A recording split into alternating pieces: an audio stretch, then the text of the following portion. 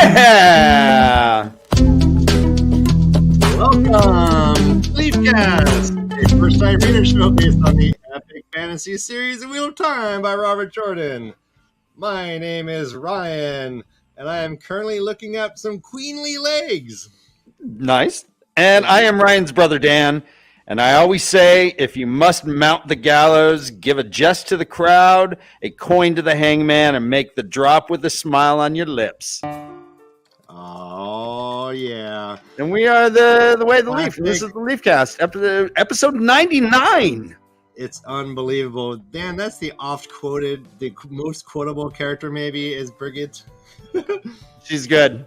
She's better than Lenny. What? Yep. All right, maybe. I could hear that. All right, well, guys, can you hear the music? Let me turn this up a little bit. All right, so this is episode 99. Can you believe it? Brother Dan, we've been doing this a long time. I don't think we've committed to anything this. I think we're more committed to this than our own children. Yes, I believe you're right. I nurtured this more than I did them. Gosh darn it. I mean, I might not pick the kid up from hockey, but once a week I make it here. Almost on time. Sorry about the delay, everyone. We are experiencing some technical difficulties, but we are carrying forward. We have our first-time readers with us. Today we have KayK. Let's bring her in.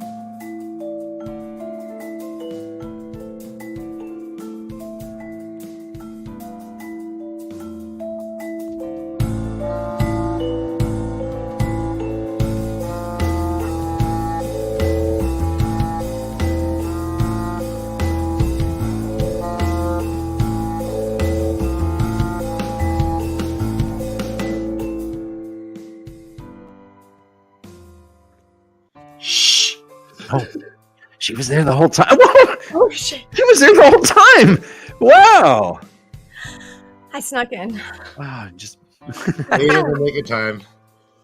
Yeah. Hi, Kay. Hi. What How are you you? doing? Just dealing with some technical difficulties. Right. Well, you guys are troopers. You All right. You beat the tech monster. Let's be honest. KayK, you're running solo right now. How are you feeling? You nervous? A little bit. Okay. Chat. You know what to do. I am my heart's pounding out of my chest, honestly. I'm feeling a little nervous, but I do feel confident with these chapters. So These are fun ones. I kind of like these. yeah, they're kind of girly. So, Yeah, we get to see the menagerie in action. yes, that is weird though. To me, Uh-huh. it's a little too much circus if you ask me. Like, My honest like on the opinion. nose circus, like correlation, that type Yeah, of thing. although the end like tight walking situation was, my palms were sweating because anything that has to do with heights With heights, yeah, crazy. freaks me. It's happening all over again. But yeah, that was interesting and fascinating, and that was Were you gripping your skirts and had your hands against your stomach? You gripped yeah, onto a little Val and bit. Lucas. He lives on the Exactly, second floor. exactly. Didn't even notice his arm going around me. Yeah, his creeper arm. You didn't even notice. Creepy little fuck. Yeah. Mhm. He's a pretty man, according to Brigitte. I know. He's yeah. But once they get tall and then put a handsome face on them, Then it's all over. It's And just they're, like, they're you just wanna- cocky assholes, basically. insufferable. You want to Yeah, bet, look, pretty man? Same diff.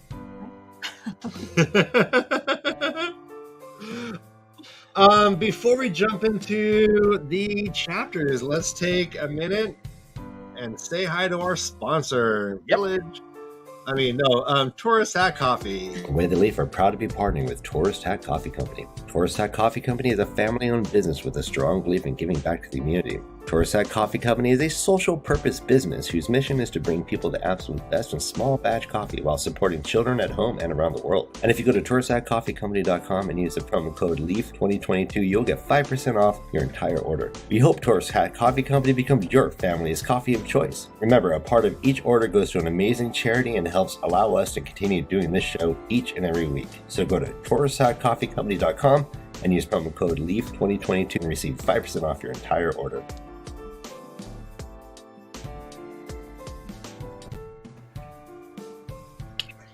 I made some espresso about 2 hours before the show. Tell us more. Put it in my NASA coffee cup. Nice. My NASA coffee cup just explored new boundaries. It's ever expanding. I haven't found the limits yet. And let's not forget, Village Mattress still are the official mattress sponsor of The Way to Leave. Go to villagemattress.net, and if you connect with our friend Village Mattress, you'll get a 30 to 50% off your entire order. How do you connect with them? First, you look at his website, see what you want, see where your tastes are going, and then you call or text Chris. This is for real. You actually call or text him at 317-523-6831. 317-523-6831. For Village, or email him at villagemattress@gmail.com. This is a for real ad. I think people thought we were joking at first, but no, Village Mattress is a legitimate sponsor, and you literally cannot get a better deal. 30 to 50% off. You know what 50% off a mattress can be? That's hundreds of dollars. So this man just wants to help out the Wheel of Time community and maybe talk some Wheel of Time with them. He's great. And you know what? We've been promoting Village Mattress for well over a year, Ryan. And guys, has any of you changed your mattress in the meantime? In all this time, are you still on your old skanky college mattress? I'm sure they all are. I feel Up like your they game, are. guys. I know. I think For if some reason. well, you know what though, our chat would change. If everyone at one time just got Village Mattress sheets and like a new bed, oh my God, everyone in chat would be so pleasant. And you're sitting in your new bed, drinking gourmet coffee. Your life would be so good. Your weekends, you won't leave bed. And last thing, let's just bring it out. Patreon.com, Way of the Leaf. If you want to support the channel, this is the absolute best way. And you want some of them add-ons, you get the add-ons too. All right. I don't even know what they're called. Bennies? No, those are... No, those are... Those will make you fall asleep. No. Okay. Is that... Oh, jeez. Wow.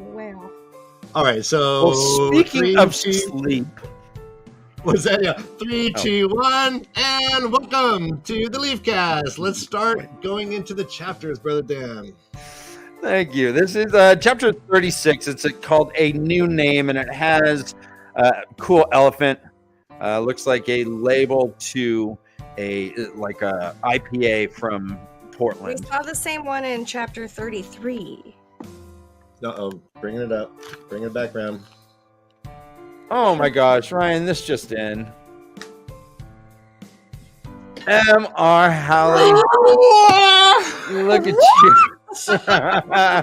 You silly SO. You know. Oh, man. You're a beautiful guy. Oh my gosh. Yowza. Thank you. Ouch. My face hurts from smiling. Well, give him a rap. Tell him how you feel. Hey.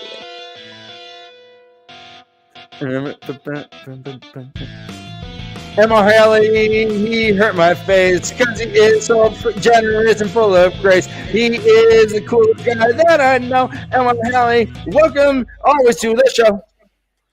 Nice. Awesome. Good job. Oh my thank gosh, you. we love you guys. Yeah, geez. Incredible. Oh, we haven't seen Fresh Prince of Ravens in a while. Hey, Oh. it has I been a remember while. seeing that name early on when I joined this community, and I was like, yeah, these guys are fun. This chapter, and you guys are awesome. Thank you so much. Feel free to distract any way you want. It's all good.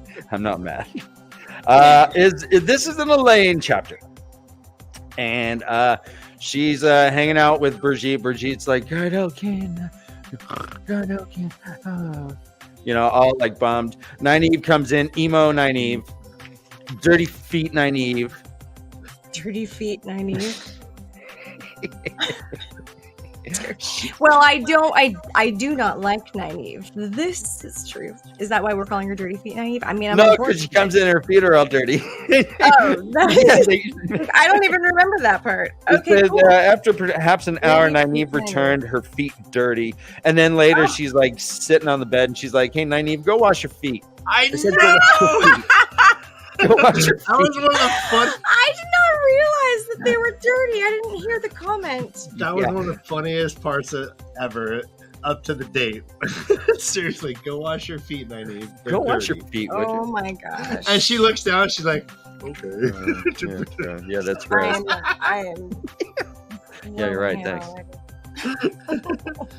Elaine goes outside. There's Tom and Julian hanging out by the fire, smoking bowls.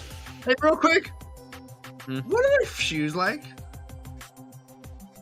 Their shoes, I imagine they're kind of like just really, like, what do you think, like, Nynaeve, when she's not going around barefoot, like the Village Wisdom, like, what are they wearing on their feet? Boots? Yeah, Doc Martens. No, like the boots. Like the boots. Like we saw in the show? The boots, like that. Yeah, that. The boots that are made for walking. What's his face? Got all excited about and had a bunch of. He did a big thing about. I cannot remember his name. Thank you. That's awesome. What's his name? Wow, I am really 0 for 2 right now. I think Nynaeve is a Chuck Taylor's kind of girl. Yeah. Oh well then. You're just stomping around in the chucks. Maybe skateboarding. Chuck Taylor's kind of girl? Nynaeve. Fuck that. No, I'm a Chuck Taylor's kind of girl. No. No. No, those are my shoes. Yeah, I don't like her right now. They give Elaine the silver arrow. So apparently when Brigitte, and actually I'm getting a little echo, Ryan. I'm not sure if that can be correct. Oh yeah, wash your feet and go to sleep. Okay. Right there. Wash your feet, you dirty skeg. Wash your feet and go to sleep. That's hilarious. But she gets an arrow. And in fact, she's like, why didn't you give that to Nynaeve? And Tom's like, I don't know, man. She started just crying. She apologized. She apologized to me for every bad thing she ever did. He's like, whoa. Floating, Ryan. Julian is a bit more dark. He's like, we better watch this woman. He's like, quote, there was a woman, he accidentally stabbed her husband, walking around just like Nynaeve. Then she hanged herself. I'm like, oh, that got dark. So apparently the boys are nervous about her mental state.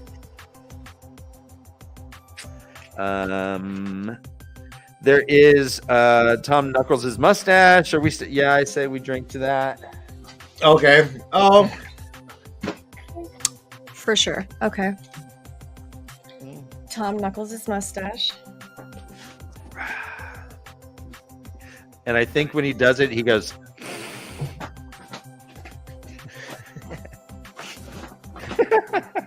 Anyway.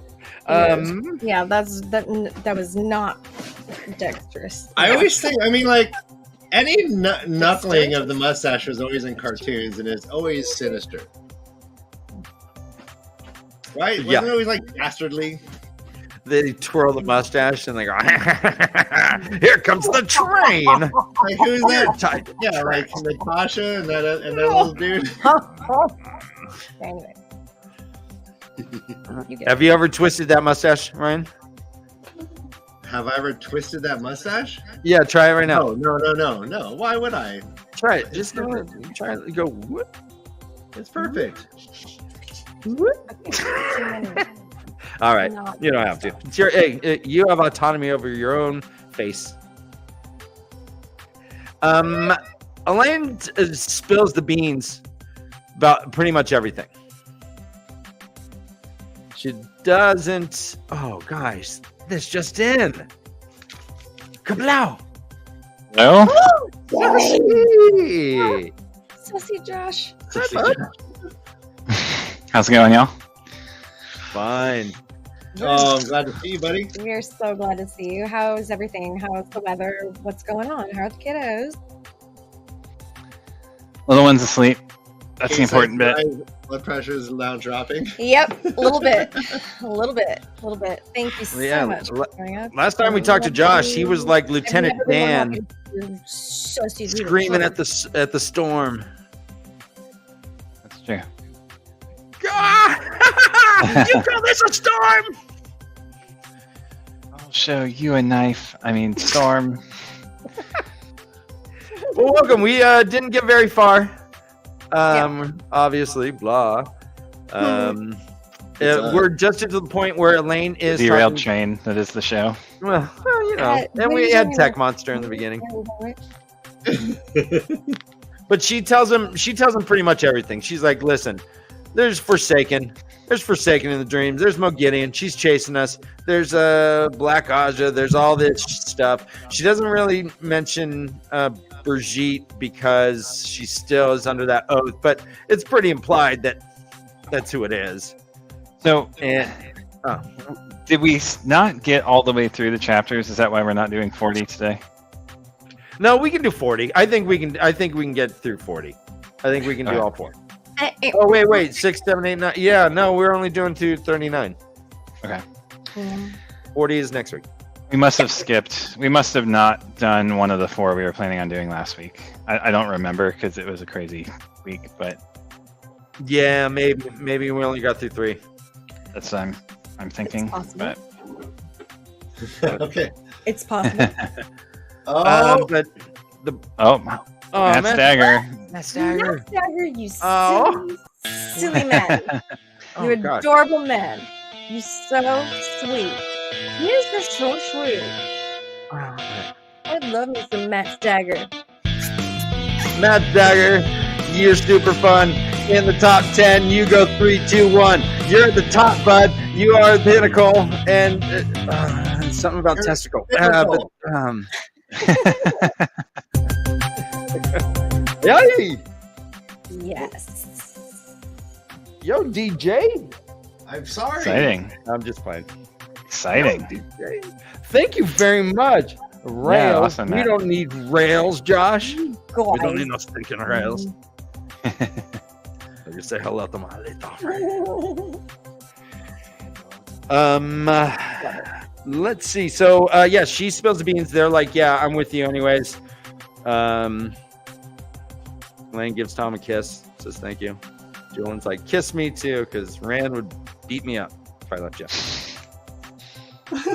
I'm like, we don't have to get beat up. So she gets. Go, I like Julian. how the relationship switched between Tom and Elaine in that moment, and like they said something about it, and I don't remember what. Maybe you have it there. I don't have much highlighted because I didn't have the book in front of me, but I remember Tom and Elaine kind of switching that up, and it was nice. Anyways, that's all I wanted to say about it, really. And then we that's the part of it that I liked. Moving Well, on. he's pretty much. No. He's like, I haven't taught you half what you need to know if you're going to be as good a queen as your mother. He said, trying to sound gruff and spoiling it by brushing a her strand hair. of black dyed Yeah. hair from her cheek with his gnarled finger. You'll not rid me of this easily, child. Gnarled finger, is that his drinking obligation? Yes, I think so. Especially when we drank for Knuckled his mustache. The gnarled finger. We all know what finger that We have a is. dog in distress Not on his behind hand. us somehow. We're not sure how, but it's definitely like in a box or something. We'll figure it. It'll figure it. I think it's figuring it out. Or Oh, there you something. go. Hi, boo. So yeah, she goes back inside. She's all, I need to wash your feet. Go to sleep. Wash your feet. Go to sleep. She All right, does. Mom. And Elaine tries to stay awake, but ends up falling asleep. She has a dream about Rand as her warder. And it said she had all like these Like all these women were there. There were faces changing between one glance and the next. She had to share Rand with all of them. Mm-hmm. It says she was not sure how she felt about it. Some of those faces she wanted to claw to shreds, but if it was fated by the pattern, it would have to be. Again, it's fate. If whatever the pattern wants, the pattern gets. What? Yeah, real quick, MR. What can we do to fix it? What's wrong? Who sounds weird? Report back. Uh-oh. Audio settings making me Probably sad. us. It's always us. Can we hook up like my ear? Whatever long. Your mic, Ryan. Try it now. Is that better? Is better? How do you guys sound? Good. All right. There we go. Thank you. Excellent. Brigitte's big deal. She wakes up. She's feeling okay. Nynaeve's still asleep. And her big deal is like her role in the pattern in regards to Guido Kane. She's like, quote, he will need me, Elaine, and I will not be there. She says, we are always together, Elaine, two halves of a whole. Mm-hmm. Oh, yeah. And she's like, yeah, he's going to be searching for me. Even if he doesn't know he's searching for me. Or even a young boy. There's going to be this loss, yeah.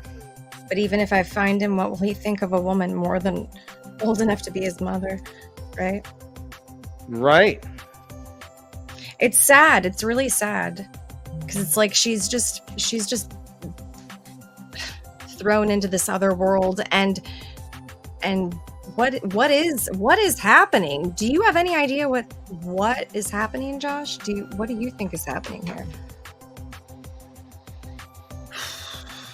Yeah, sorry. That's a good What? question. Well, as far as I could not figure out Brigitte, what is happening with Brigitte. Why is she like in the world all of a sudden and is there with, like all of her memories? That's not supposed to happen. What? I feel I'm kind of talked out about this. I don't really know. I mean, we talked about it in the last show, which to summarize, we didn't know what the fuck was going on. Whether it was caused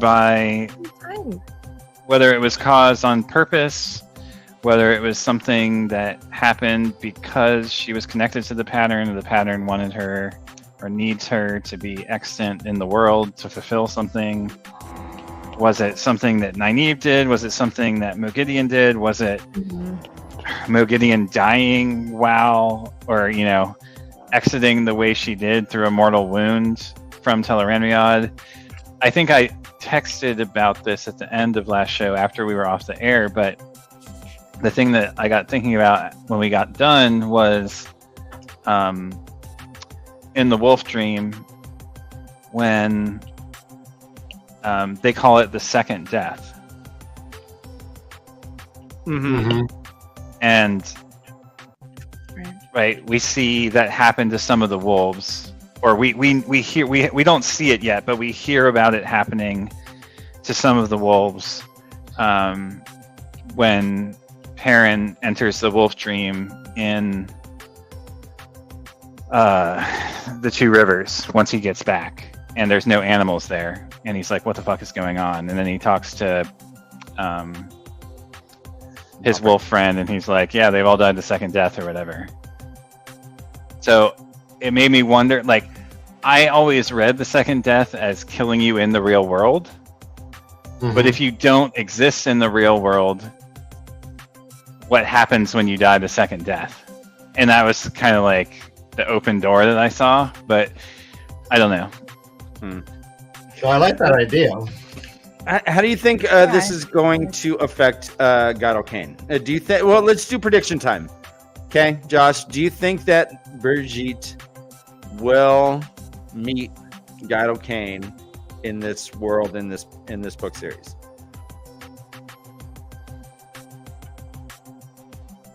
Okay, what do you think? Series? In the whole series? I freaking hope so. Okay. I hope she does soon. this sounds like a torturous situation, and I'm like, I feel for Brigitte right now, and I like her. Okay. Josh? I don't feel like I have enough information to make a call. I would, knowing Robert Jordan and the way that the seed was planted about them always finding one another in the world no matter what, I would assume the answer is yes. Because he's not one for subtlety or not following through on a planted hint. So, Okay. Yeah. So they kind of, she's like, what? She's like, I can sense you. She's like, yeah, I bonded you. You're my water. She's like, huh, female water. I remember. I've heard of that one- before. Right. And she mentioned some people that apparently Elaine's like, what? Not the Banishel and Ansalam. The story said nothing about Barishal being Aes Sedai. So apparently she had heard these stories. These myths. More More indications that mythology is real. That the age is losing all of the information on the turning of the wheel leads myth to become stories, like at the beginning of every book, right? I mean, this is just like the real world instantiation of that. Right. You leave out one little detail, like it's an Aes Sedai, and suddenly the story changes.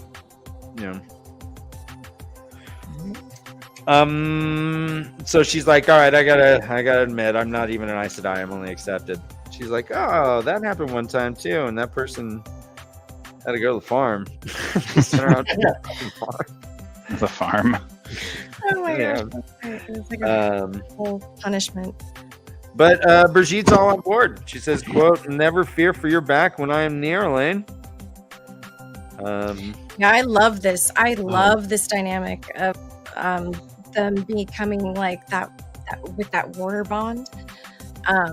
This was really fun for me. I love this type of dynamic in a story, and like I haven't read this kind of thing, I don't feel like yet in this book, and it feels really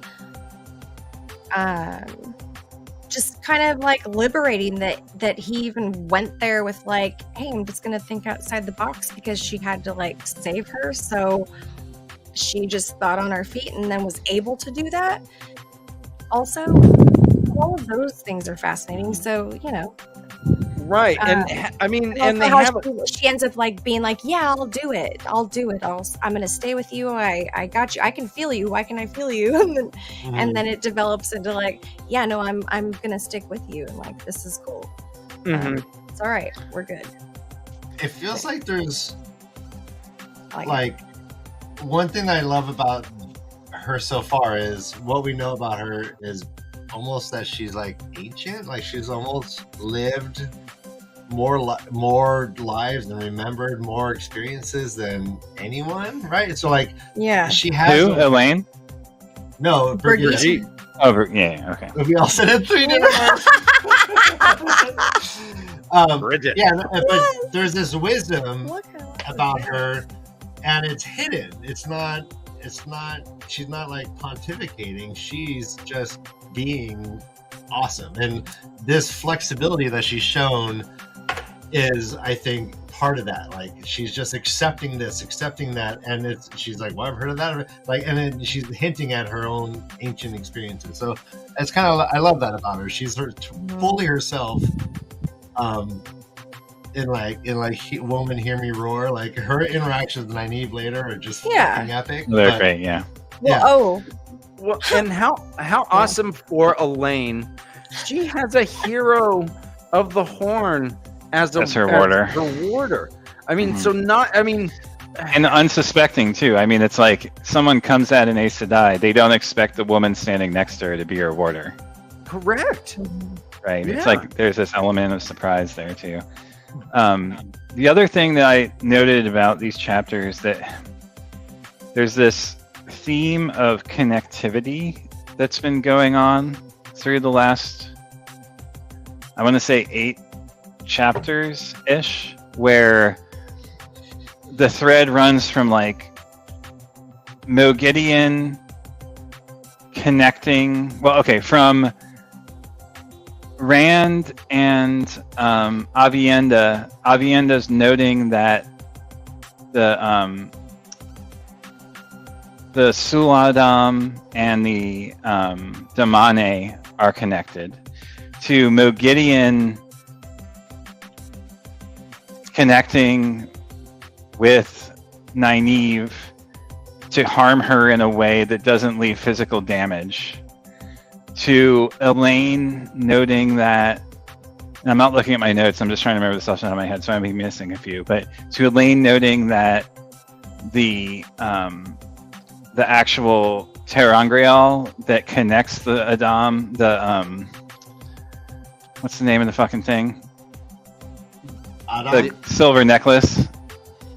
The Adam. Adam, thank you. Yeah, the Adam connects them, and that the chain is not required. And now we see this connection with Birgitta, and the connection now of the warder. It's just this whole, I don't exactly know what to call it, but it's sort of like a theme of connectivity being like laced, being threaded, connecting all of these passages together. I don't exactly know how to take that or what that means at the moment. I love that though. Well, they do keep saying thread, like the phrase threads in the pattern, threads. Like that's certainly something we've been. There you go. Oh, there we go. You got it. I gotta calibrate this. Pointing it. There we go. Nice. No, yeah, that's a fascinating point. Yeah. Yeah, it is. And Elaine is dealing with the hem the whole time. She's trying to let out threads. And things that make you go. Oh yeah, I mean, right? Nynaeve wants to hem the dress for Birgitta too, and she's like, no, fuck you. like, no, Elaine will do it. Oh my gosh, but those dresses, right? So like the fact that they both end up with the same red dress, and Nynaeve just keeps on like tightening her show. She's like, fuck this. And she's like, if that bitch could show any more cleavage, she would show everything and she would be indecent forever. She's just so judgy. I hate Nynaeve right now. I'm sure that changes. I've heard that it changes, but I don't know why. And right now I can't figure that out. You're allowed to just hate her. It's I don't fine. like it. I really have a lot of anger towards Nynaeve. Her self-effacement and internal dialogue, definitely the flavor changed in the last few chapters, though. She's like super sad, which doesn't make any fucking sense. I mean, she is like she's sad, unreliable in every way. She's all over the place. She's having a fucking breakdown. She's also more in touch with the other half. Although she's sad, there's less diametrical opposition between the two parts. There's much more of a, I'm not going to use the word harmony because she's so fractured, but they're more harmonious. That's a good word for it. Yeah. I like than they have been previously. Insofar as she's like, oh, I can leverage this bosom. I can, right? There's ownership over the otherness, as opposed to it just being otherness at this point. Whether that's through her sadness or through maturing as a character, it's kind of hard to say. Or maybe those two things are consummate with one another. But well, Brigitte, or let's just call her Berg. The Berg is it gets crazy from there. Brigitte. Right. Who cares? Berg helped set Nynaeve straight, kind of by snapping her out of emo Nynaeve. She's like, "Hey, you were kind of cool when you were a bitch. I don't like this contrite, groveling person. Snap out of it, or we can't be friends." Exactly. Exactly. See, now Bergie gets what it's all about with Nynaeve. She sees right through that shit. She's like, yeah, you're not being real. So what is this? How about you start being you again and I'll respect you. But this is weird. Right. And she's also, and you being all mopey is removing my autonomy in my decision making. I do what I want. You didn't, it's not your fault. And if you had died, I wouldn't think it was my fault. Just back off. I did what I chose to do. And for you to be all mopey takes away my autonomy.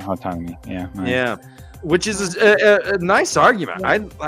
Brigitte, the way that the Bergie here is written is, I really like Robert Jordan's style here. You can see the wisdom of her ages, her memory, the depth of her memory gives her a very real sense of wisdom, which is exactly what's lacking from our heroes and heroines from the Two Rivers, is any sense of wisdom. Exactly. They're just little babies that know nothing and are just like swept along with being TAVERN, whatever. They're going with the flow of the waves of the whatever. In a lot of ways, they just almost gain abilities without even knowing how. Right? Yeah. Like, so they don't have to like go through the normal rigmaroles of like training and discipline, like Shaolin monks and whatever, like they're just like, oh my god, I'm under attack! Where comes that? Here comes like, oh my gosh, I have powers. Yeah, so it's weird. Like, but Bergie has all that history, all of those lives that he knows about, remembers, and she has all the knowledge. I mean, I like that. So a different character. I really love this. It's new and different. To Josh's point, love it. I like that when you have Robert Jordan has written many points of view and has given voice to many characters, and yet we have a new voice that is distinct and is frankly written better than some of the other people, and it's fun to read. That after this time, you can still kind of get a distinct flavor for the person, and the knowledge and that she brings with her. You can kind of get through her statements. I don't know. Yeah, no, definitely. What? You do no, know. I did love your speculations, Dan. Yeah. In comes Val Luca. He lives on the second floor. He comes walking up and he's like, "Hey, we got a Titan ship. We got people who can do acrobatic things that'll make your eyes pop. Hey, come on, get those." And walks up and starts talking to Nynaeve and Brigitte. And he's like, "What? Stop talking to your friend. You got work to do." He says, "You got work to do." She's like, "I'm not gonna paint my face like you said. I'm an archer, pretty man." And he's like, "Yeah, I bet." She's like, "I'll bet you 100 to 1. 100 to 1, baby. Gold coins. I'm a better archer than you." He's like, "Fine." Go gets his bow. And Brigitta's fucking the man. She's awesome. She walks over. She discards all like the stupid arrows. She's like, "All right, these 4 will do. 1, 2, 3, 4." She's 100 paces back, not 50. Thunk. I love her so much. Thunk. And then splits those arrows. Bah! Not once, but twice. Throws 2 arrows right in the center of the thing, and then splits those 2 arrows with subsequent arrows. So much fun. So she obviously brought her amazing Hero of the Horn talent with her. I guess that was the first time she shot a bow, right? Since she got ripped out, sure. In her new body. So there's quite a lot of hubris in that. Like, what if she like, I got it, and then she's like, these arms. This bow is heavy. It turns out to be like right-handed and not left-handed or something. Like, oh no, this will not do. So yeah, she's super awesome. They're like, "Why? You're gonna be awesome. You're gonna be awesome. The Queen of Gildon herself is gonna come see that. You're gonna be great." can we call you Bergie? And she's like, nope. Call me Marion. I was called that once. Once. And then she wants I a red love dress. that. She's like, can I get a red dress too? Right? She's like, I gotta keep this red dress though, right? I get to keep this? Yeah, Yep. she's like, ooh, I That like was mine, yeah? I Yeah? like I need get red one of dress. those? Can I have that one? I need one of those too. Right? I need one of those too. That's what she actually said. Yeah. She wanted a red Those. dress. I didn't. Yeah, never mind. Just thought about it. There was one drink. No, to be clear, I meant I need one of those too. Yes, Josh needs a red dress. And he was also talking to you. So she says, I always say, if you must mount the gallows, give a jest to the crowd according to the hangman and make the drop with a smile on your lips. Does mount the gallows? Is that a drink obligation? In certain circles, I guess. Yeah, I I mean, guess that. Let's just leave that out. And if you feel I'll like accept. you drink, oh, geez. Okay. hey, boy, that person over there is it looks like death itself. Well, I'd mount the gallows. Huh? Where? I don't. I'd mount the gallows. Yeah. Over my head. That's what I said. Yeah. Let's jump into Red chapter dress 37. and beanie. Nice look, Josh. Oh yeah. I mean, Patreon guys. Spaghetti straps and a beanie. It's like Halloween coming up. chef's kiss. You can be anything you want on Halloween. Chapter 37 is called Performances in Samara. This is a Nynaeve chapter. And if there's anything that you wanted to jump back to, that's fine. We can do that. But I'm going to try and get 2 chapters in. We'll take a break and then we'll do 2 chapters. Brigitte is again, she gives 0 fucks. She's she has her dress, she's rocking it. She's like, yeah, mama. She's like, yeah, give me more an inch. Drop an inch, baby. And he was like, I'm sorry, what do you mean by that? I'm lost. Which part are we on? We're just on chapter Sorry. 37. I'm the on very 37, beginning. but I'm sorry, I'm lost to what part you're referencing. Brigitte's wearing that dress, but she's Drop a what? It's just owning it. I think is what She's Dan owning means it. to I don't say. understand the phrase though. Oh, he's slinging it up. I don't Gives know. 0 shits. Oh, yeah, baby. Lying. Dan's so hip. Dan's Oh. too hip. He's too hip for me. The dress is so fleek. Dan, The dress what age is- are we? What age are we? riffing For on? shiz. That's what we're talking Dan, you're making me feel like an old lady. That dress is the drizz. Drip. Nice drip.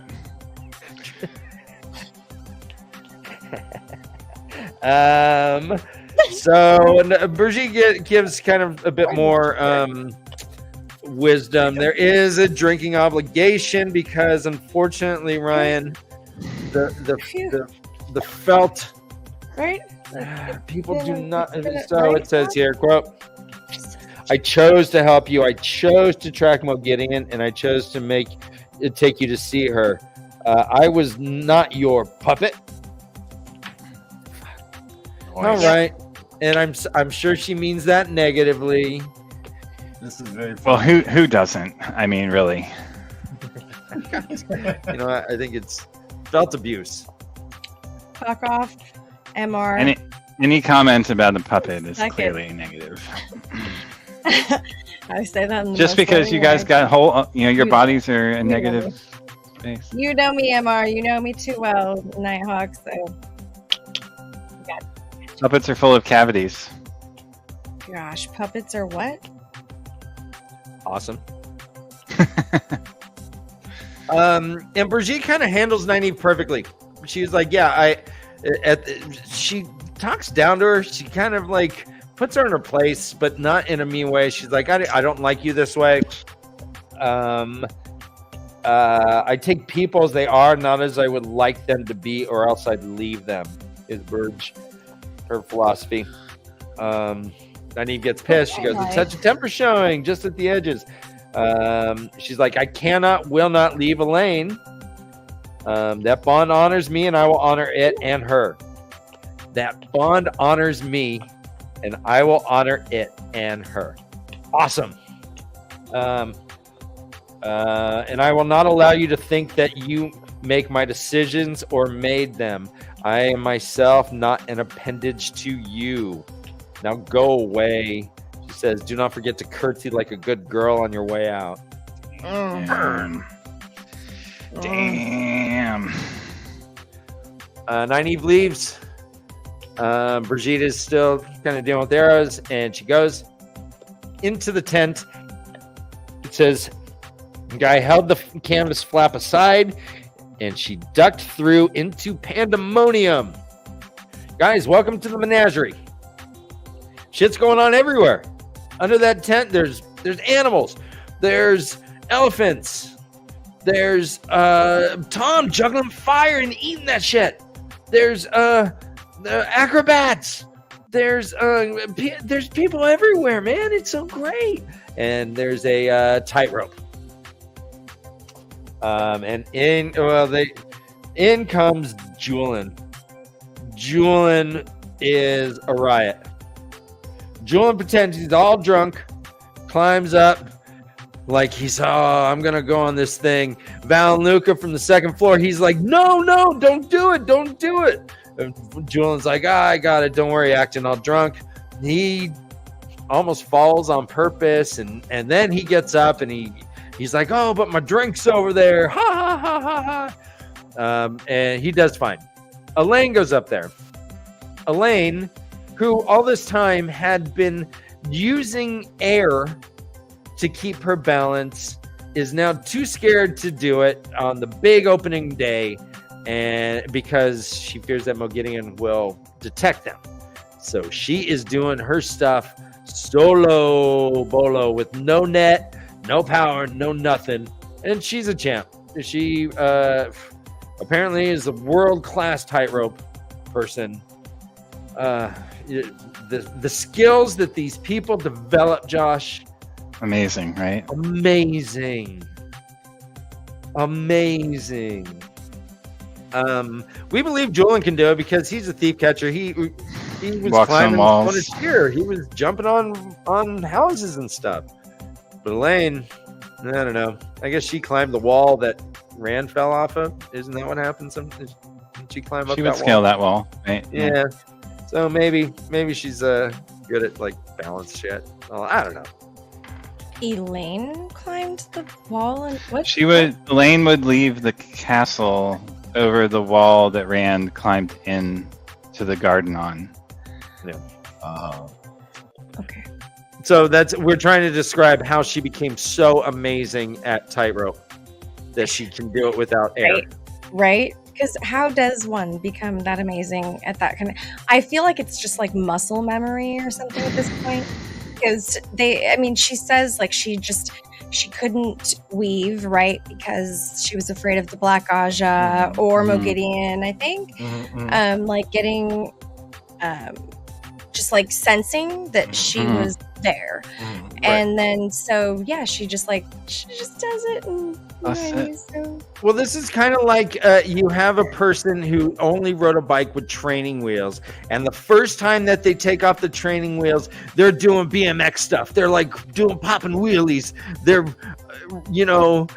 flipping their handlebars while popping wheelies. They're bunny hopping on one tire on a line. I mean, it's like they went from 0 to 100 the first time they get the training wheels off. And so I guess that's kind of... Elaine killed it. Long story short. She's badass. I don't know what her skills are, like why she's so incredible and can make tongriels and like do this kind of shit just spur of the moment. But it is fascinating, and I'm intrigued by this character now more than I was before. Just wanted to say. Yeah, she's a dual class enchantress, thief, princess, artificer. That would be her D&D character. I don't know what the fuck you just said, but with an acrobat with don't worry, most of our watchers do. Most of our the acrobatic skill, right? I mean, because she was doing cartwheels and handstands on a tightrope, guys. Mm-hmm. Pretty showing off them badass. legs. Oh my, showing off them legs, but that Showing was off not them the legs. biggest point of that. The biggest point of that was No, like it was that she was showing off her legs the whole time, indiscriminately, and my palms were sweating. They're still sweating, like thinking about those heights. You know? Yeah, everyone was just being a perv. Yeah. Nynaeve was free. And she didn't understand why like Elaine was getting more applause than Julian, right? She's like, I don't know why. Right. Yeah. And then like, who is it that's like, I'm not sure what the fuck is wrong with you. Why are you so worried about her? You've seen her do this every night. Every Luca, night you've seen her Mhm. do this for the what are you why are you worried now? So that's interesting, and I hope that she's not like, I hope they're not found out and then exposed in some way to anybody. Yeah, no. I'm just like, you know, I'm rooting for them to like get through it because I think that they're gonna be good in what they do, and I'm not sure why, because I'm really like more for the Forsaken kind of like breaking the wheel, but maybe I don't know. But Nynaeve is going crazy, and so is Rand. This is all very bad. They're getting swept along for the ride. Anyways, I went on a tangent. So just to be clear, Elaine is not wearing a skirt. She's wearing those breeches. breeches, yeah. Breeches. But it's still, I'm sure it shows off her shapely her butt, leg her meat, rear end, posterior. her booty boot. I mean, this just goes back to my rant last week about like, why is it Rand. that Last week? indecency is a problem for women in this world, and like the whole, whether it's a comment on 1970s, 1990s American sexual mores and sexual revolution and all of that. I mean, Uno's comments in the next chapter about Elaine's indecency like just really drove that home again for me. So Yeah. Right. But I mean, we are through the point of view of someone who is more or less a women's liberation advocate, if you ask me. Mostly, Nynaeve is a strong woman who she's like, you're gonna tell. She tells the prophet, "You're gonna tell me how to dress, motherfucker? What? What gives you the right?" I mean, so she is. If anything, it does reflect that standard in a society that. well, Nynaeve gets indignant about Uno's mentioning of her indecency, but she also kind of agrees with it. Right. So right. I hear what you're saying, but I also kind of disagree. But she has that choice. She can prefer more modest clothes. It's cool. Hey, I'm not gonna mansplain to her because she'll beat me up. It's I probably feel like I smart. missed something. Box my head. something? There is a drinking obligation. What'd you miss? Yeah. Um, You're looking at your book. What'd you miss? I just felt like I missed something that you guys said about like just what you were talking about, and then you said two things, and yep, that's where I'm at. Sorry, nope. See, it's okay to not rewind, but thank you, Josh, for asking. We can move on though, and yeah. So. Okay. Here's the line. It says, quote, "She would have eviscerated Luca with her tongue." So Nice. Yep. Yes, I'm a dark friend. Yeah. That happened a long time ago. I think Sussy Josh is too, right? Oh yeah, I think Oh, yeah. I've been using Great Lord for a long time. Mm-hmm. Like first chapter of book 1. No, it took me to book 2, I think, but the crowd goes crazy for Elaine. She's like, "Yes, thank you. Thank you. Thank you. Thank you. Oh, God, thank you." Crowd's going crazy. And Lee Science. yeah, Lee Science. We talked about this a bit last show, but I agree with you but it's also if you abstract it to the level of the author's authorial intent, there's a whole lot of other stuff you can analyze from that perspective.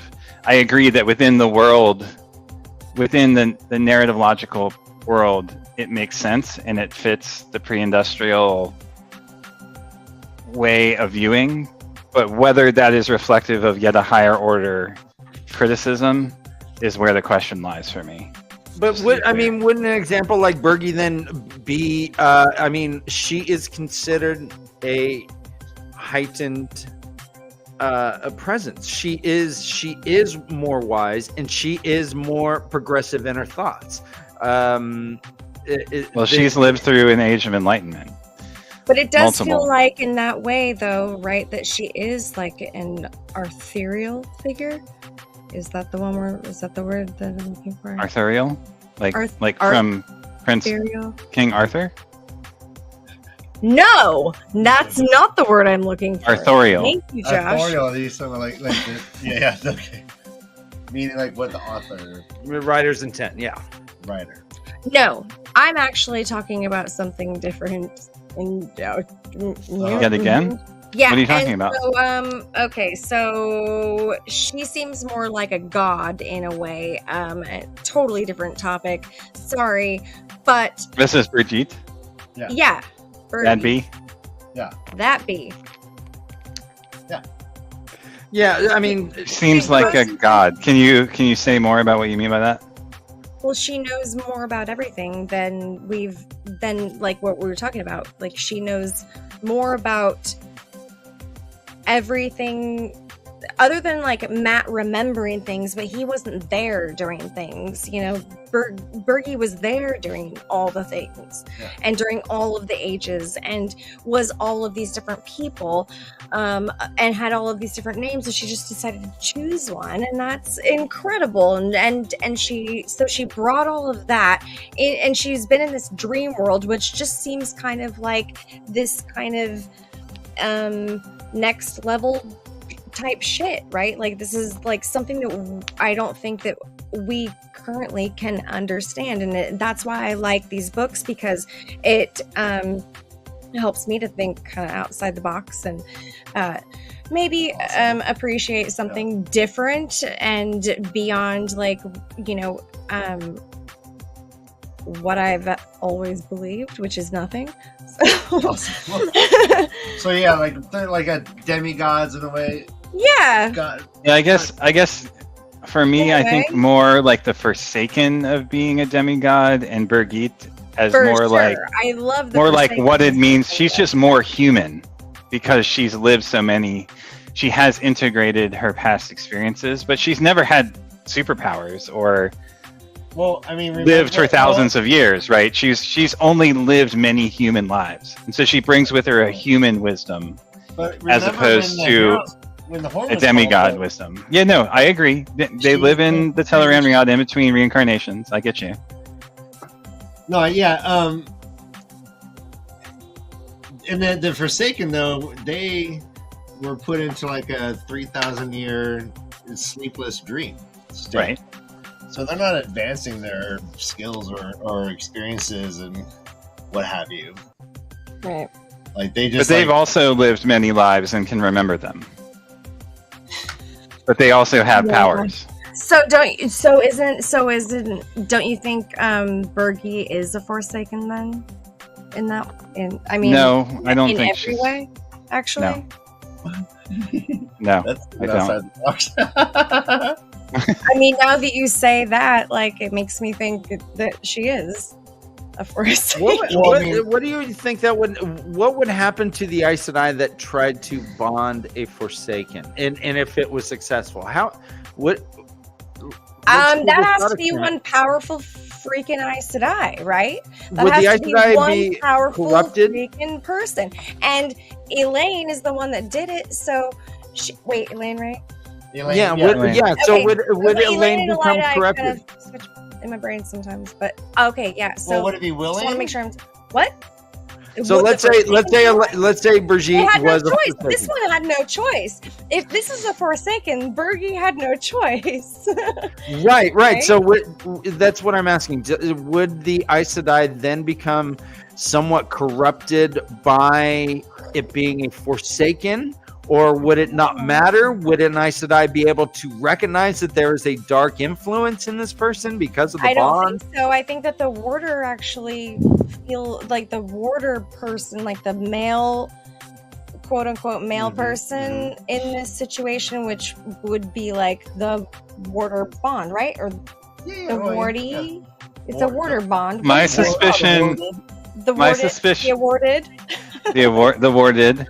My suspicion is you can't bond someone who is able to channel. You cannot. So, but she was so That's just a guess. she was so down. She was so not able to live that feels different in this way, and it seems like in such a weakened point that could happen, though, right? I mean, Like if a Forsaken is in that weakened state. if a Forsaken is in that much of a weakened state, could they possibly like bond? Be bonded Be bonded by somebody that is as powerful as Elaine, because then she already is like, I don't know. Sorry. No, I'm getting it. No, talk it out. I mean, Oh, I'm sorry. I'm not trying to just. it's all good. These are good questions, actually. I'd give yourself more credit. These are great questions.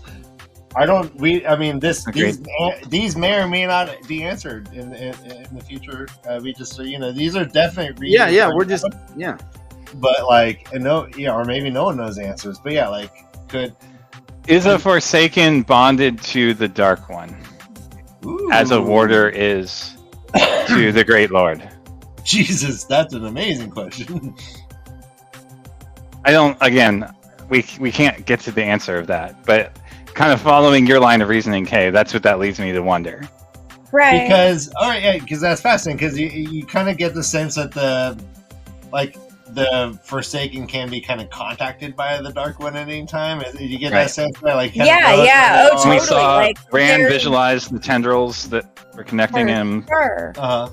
But we also know that the Dark One doesn't know everything, Right. and that was found out. So then, But if Bergie is a Forsaken, let's. I'm sorry. Do we need to go down that road? No, we don't. Yes, I guess we don't need to go that. Do it. Oh, sure. Yeah. Let's what if Bergie is a Forsaken, then Then was this Forsaken trapped in Telonria? Was she just stuck there for a really long time? Because we know that she was stuck there for a really long time, right? So she's she's a Forsaken stuck in Telonria for a really long time, and then she is pushed out of it by Mogideon, right? And then she always knows is gonna die in the human form because she's not in this other dream world form. And then she's in a human form. She's gonna die. So Elaine's like, well, I know how to save her. I'm gonna do this. Does that bonds her? Then she lives, and she's like, well, I can feel you. Why is that? And then I'm just recapping. That's all I'm doing. Yeah. This doesn't make any sense.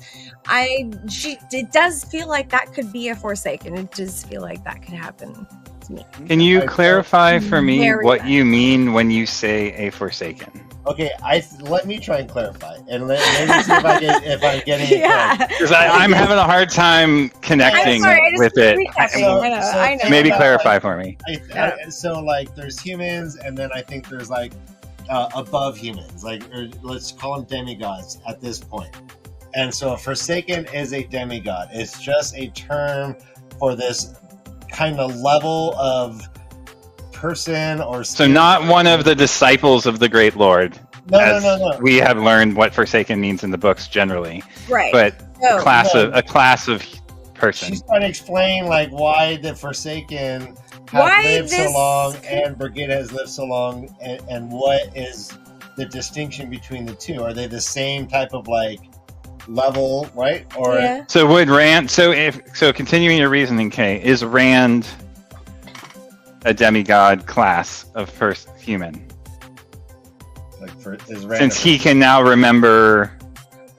I mean, Matt can His previous remember lives too, but and- Matt and Rand are But different. Matt's memories were implanted by aliens. Mhm. Yeah. Not they aren't necessarily his previous lives that he's remembering. Right. Okay. So that's different than Rand. Like all the heroes speaking of the as- Horns. So he has then probably Bergie's memories also. I don't actually know, Right. So then Matt does probably maybe is Matt like rolled into. I don't know if it's actually clear whether or not they are his own lives or not. No, maybe not. I don't. Was it clear? I don't know if that's actually a It's not clear one way or the other, but he certainly has memories from multiple sources. He has memories from the dagger, right? He has memories from the aliens, like doing shit to his brain to fill in the empty space, the gaps in his memory when they transplanted him back to How does the he city, Aiel he City. hasn't spoke the Brilliant. old tongue before When he goes touched the back dagger, in correct? time. What was that, Ryan? Didn't he speak the old tongue before he touched the dagger? I don't believe so, but maybe. I don't. Yeah, and then Elaine thought she understood it. And I this thought is that like- was after. I thought that was after he touched the dagger, but No, this is they all split up after that shit. They all split up after Shadow of Death.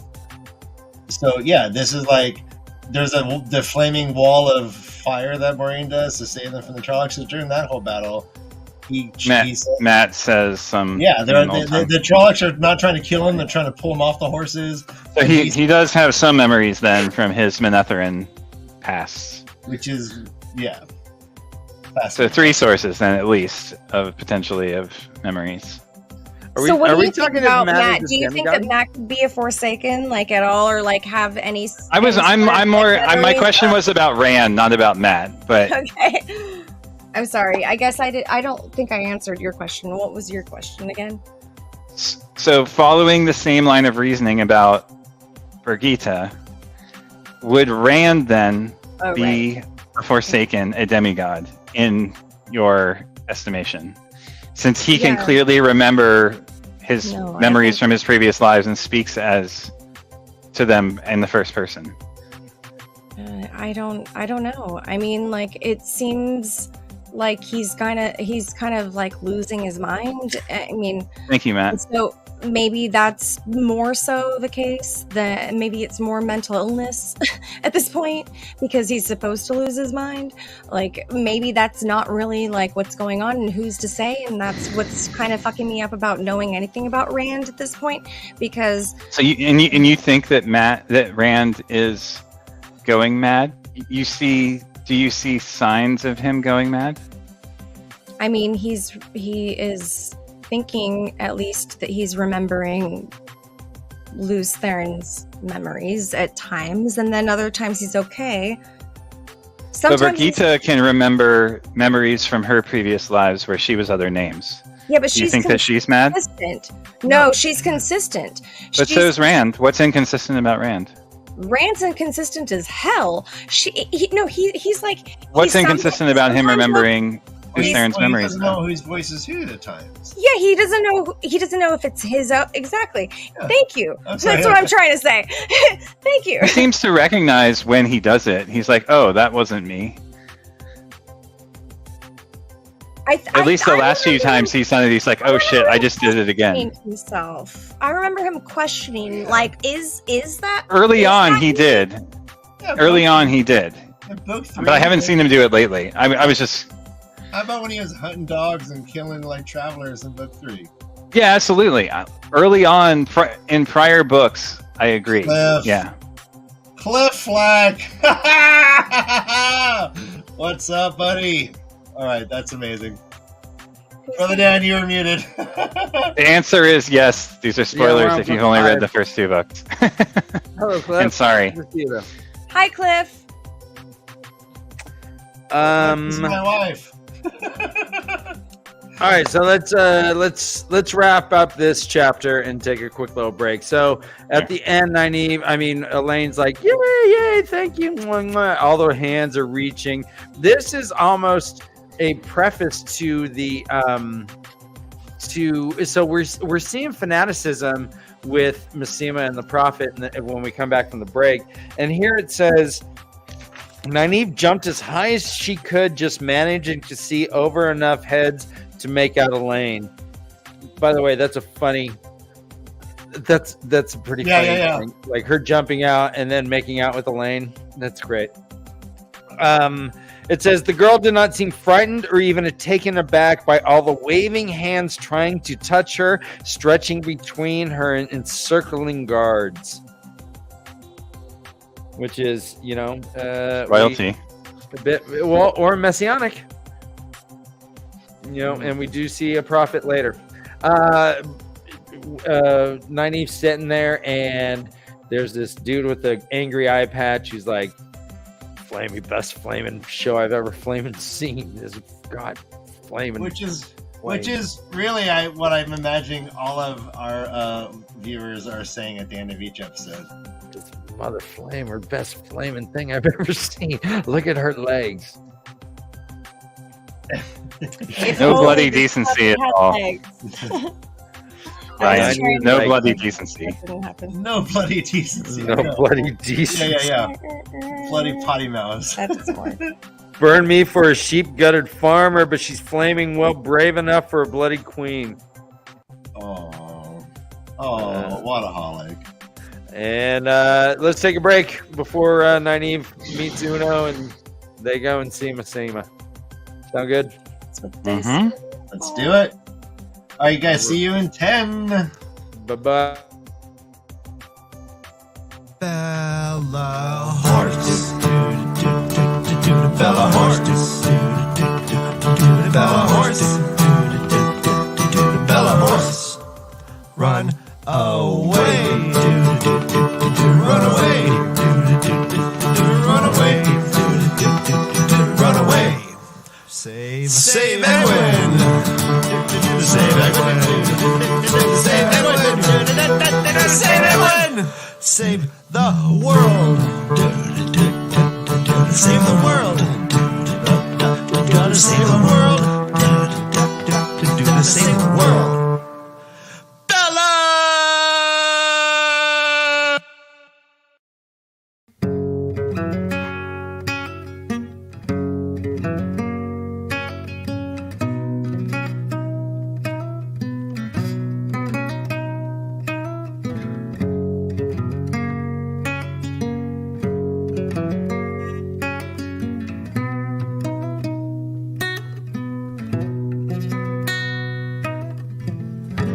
Are you weak and lacking power? Are you barely paid by the hour? Why don't you join our wholesome group? Instantly be in the loop. Join the Shadow Pals and we will have some fun. We'll hunt some villagers and farm us on the run. Come join the Shadow Pals, I bet you'll rise in rank. Would not be imprisoned, somewhere cold and dank. Join the Shadow Pals.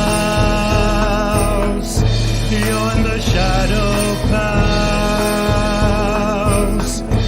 Join the Shadow Pals.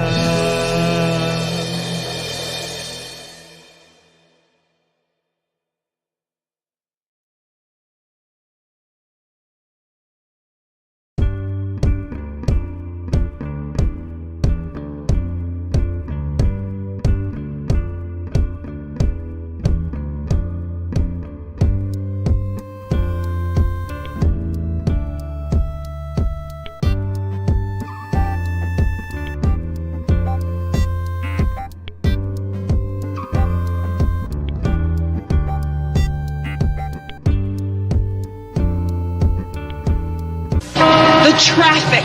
I can't read The that. boss. The baby. The dog. That does it. Calgon, take me away. Lose your cares in the luxury of a Calgon bath.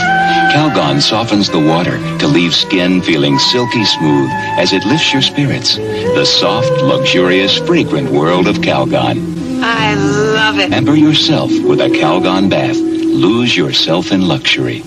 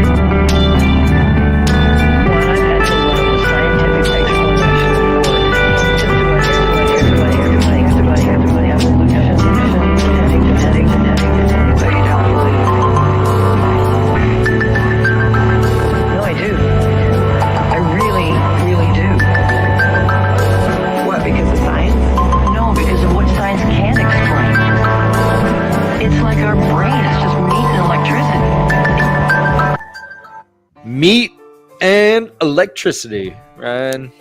Yeah, that's our brains. But You know, how much I saw some brains that have that CPT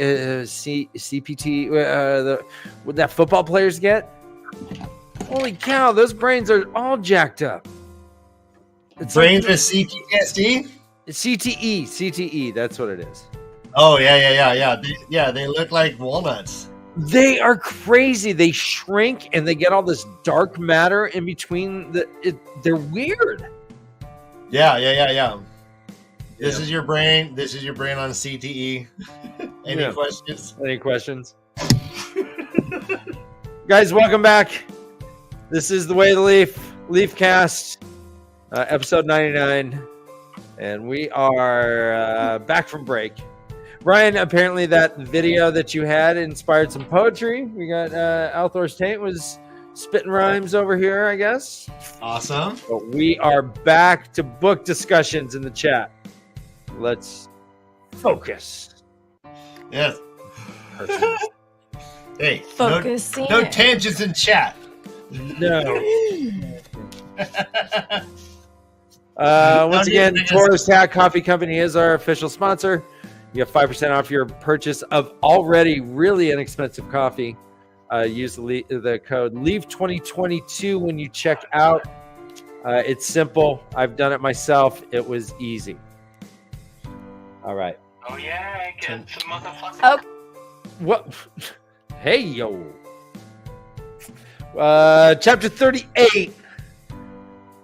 It's called An Old Acquaintance, and this is Nynaeve following Uno. She's like, "Hey, I know you.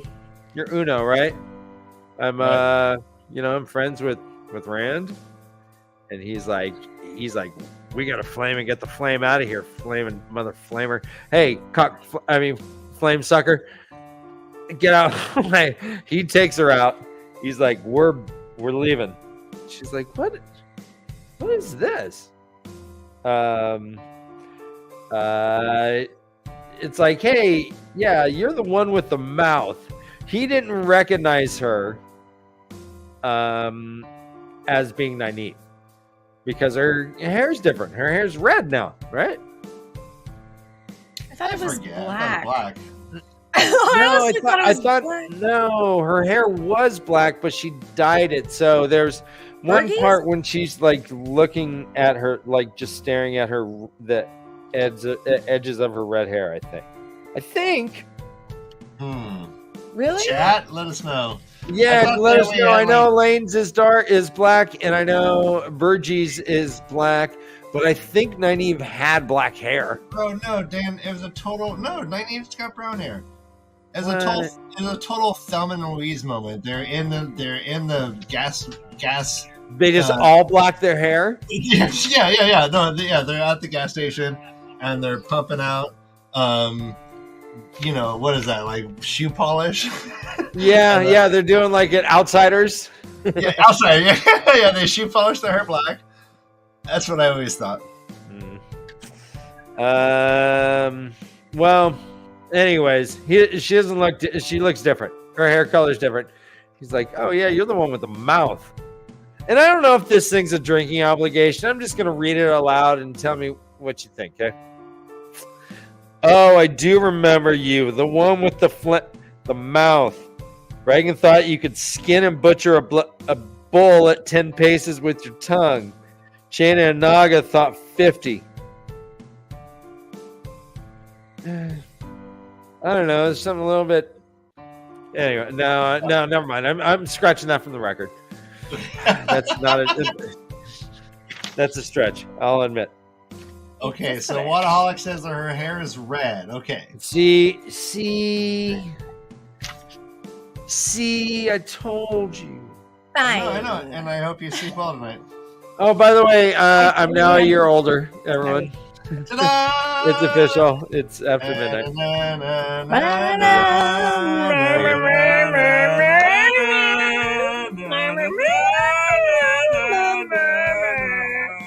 Oh, my back.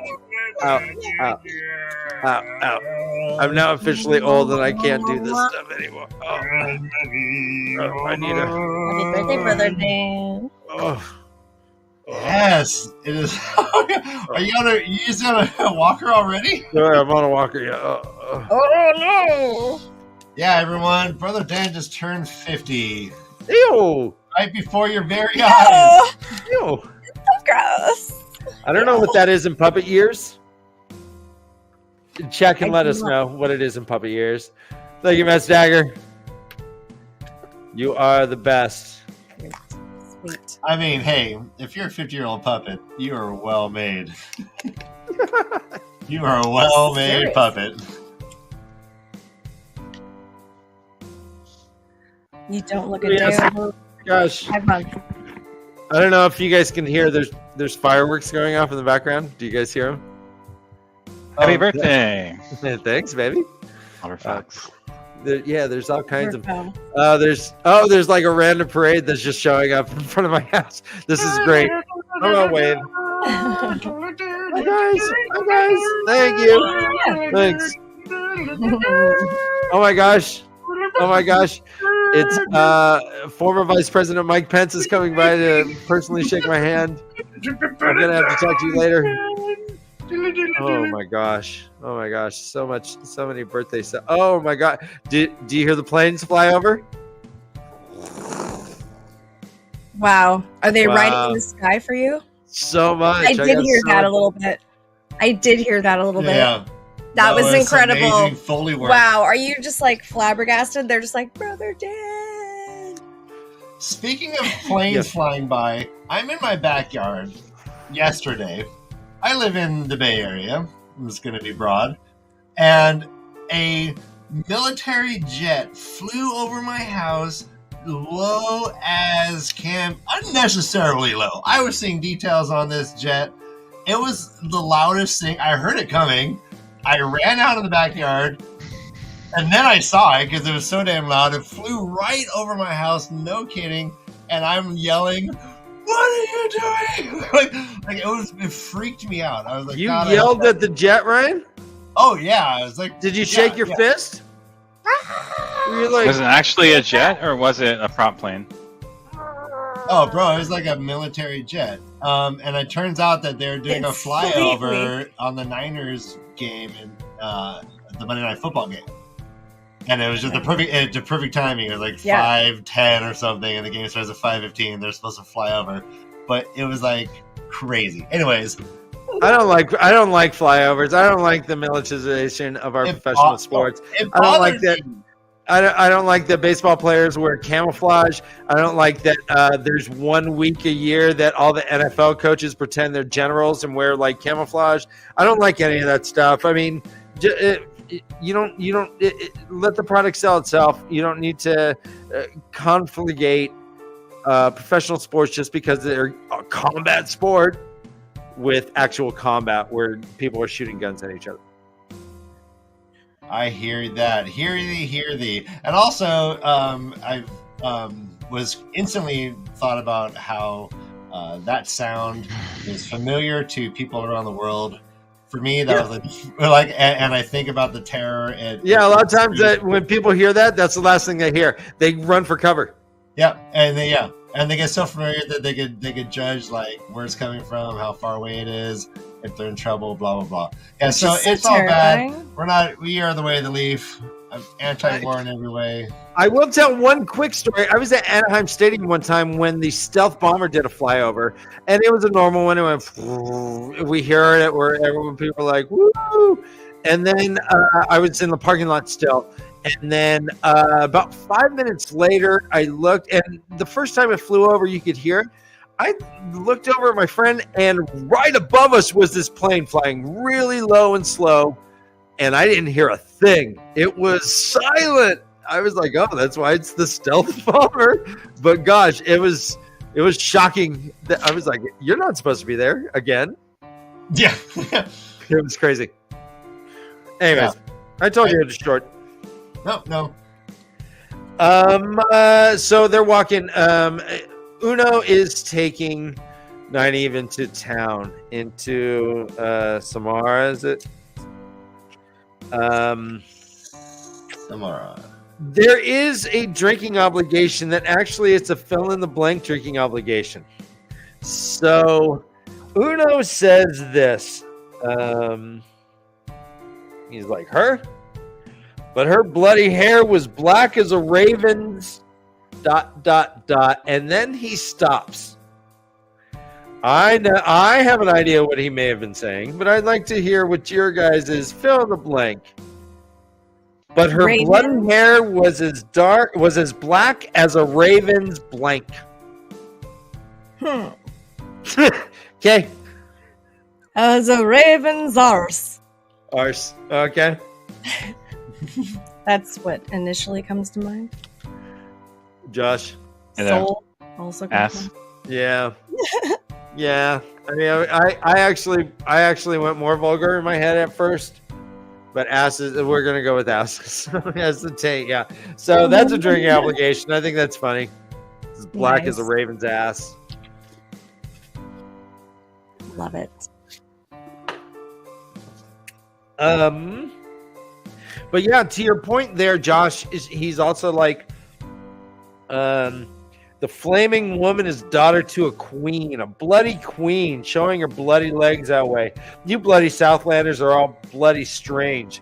No flaming decency at all. And Nynaeve's like, you guys take baths, co-ed baths. You're weird. Yeah, you embarrassed Rand.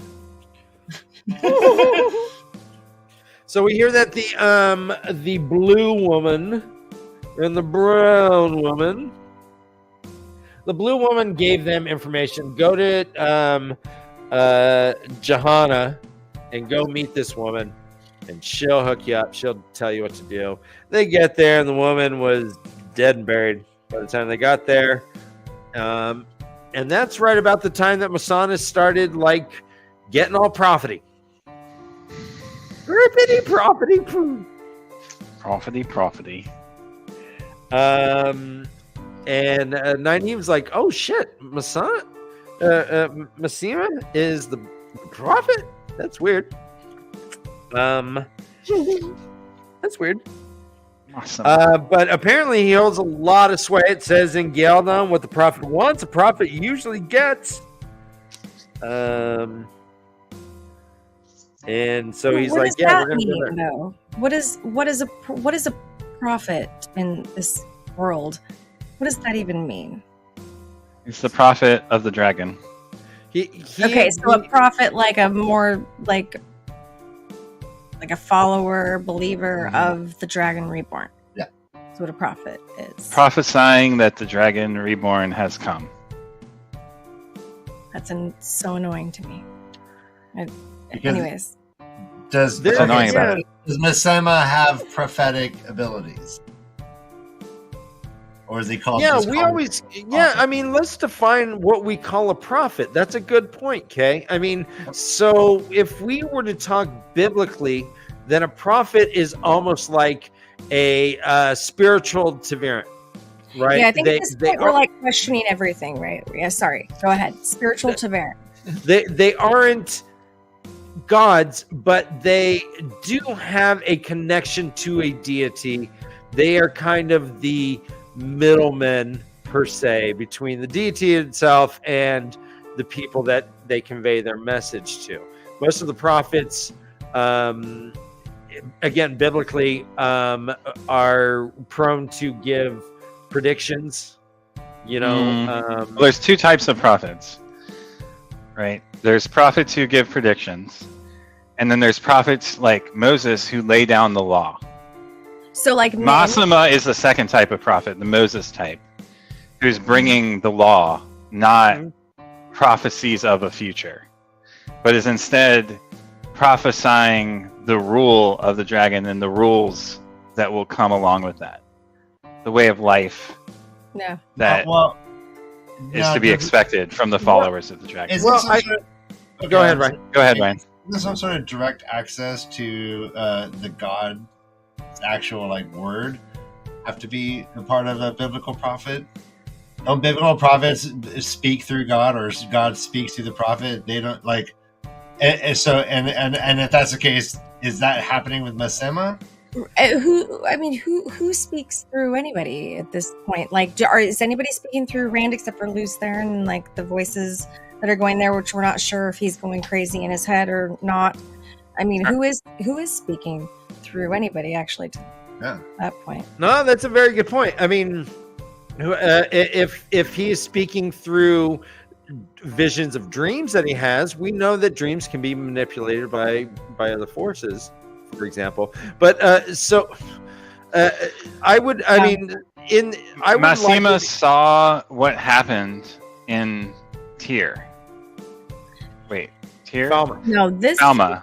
Yeah, about the dream. And then had a belief based on his reading of the prophecies of what behaviors would be expected from folks who should be the followers of the dragon. Now, he's not a biblical prophet in the sense of he has access to some direct connection to a higher power. And that's why he's sort of like a false prophet. Well, did John the Baptist ever have conversations with God? I don't think so. And yet he was considered a prophet of Jesus. Well, he spoke to Jesus, and Jesus was God incarnate. So, which is so what the Massima has not spoken to Rand. All he did was witness Rand's glory. Wait, so no. I mean, he's spoken to him as a person, but Rand wasn't like, go and fulfill my mission. No, correct. That's what I mean. But neither was John the Baptist. From what we hear, John the Baptist was preaching about Jesus's works, and then Jesus went over and visited his big group and got baptized, so pretty much legitimizing what he was doing. I don't think John was.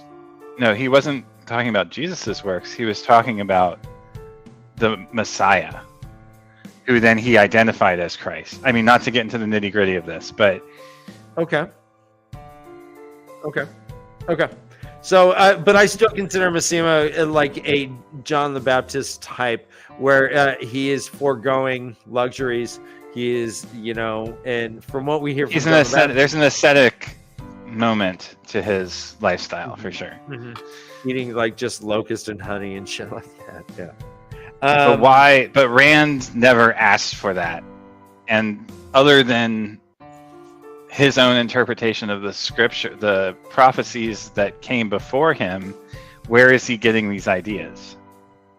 And that's the part we don't really know, but well, we're only guessing. Like, I mean, I think the two options at this point that where he's getting the ideas from seem to be like either mental illness from the taint, or wait, who has a mental illness from the taint? Massima? No, we're talking about Massima right now, though. Oh, sorry. I thought you said Rand. So yeah, where's Massima getting his edict? Where is this coming from? It seems like he's just making shit up on the fly. Right. What Massima is preaching, the rejection of worldly pleasure and all of this, where does that come from? Where did the content of that preaching come from? So obviously it's not from Rand directly. Did it come from prior prophecy that Massima is interpreting? Or is it something he made up on his own? Well, yeah. Or is it Shinarian mythology being mapped to his own beliefs? Well, I mean, we have a Shinarian talking about what he thinks of it, and he's not stoked on it at all. He thinks it's right, like he's way too many beheadings, and his sense of justice and is horrifying. He described the rampant murder and like just of a menagerie. But that's this woman. Yeah, a woman got killed and hung. In fact, they said they broke her neck before she even got to the gallows, but they hung her corpse anyways. Right. All right. So how much? Yeah. So I think this is a great point. Yeah. We all talked about like how everyone came out of the flicker scene looking like they just everything was the worst thing ever. parents pulling his eyeballs out. Right. So if you go through that with somebody else, Didn't Miss Emma just walk away, wandering? How did they describe Miss Emma's reaction? Wasn't he just seen wandering away? I don't recall. But yeah, like. But it just feels like traumatic if you go like weren't they were in there together? Yeah, but yeah, they were all in there. But so, do you think that has anything to do with his development and the big change in him? Or could he have been like influenced? I think it was witnessing Rand's manifestation at Falma that triggered his devotion. Well, yeah, I mean, a lot of people saw that though.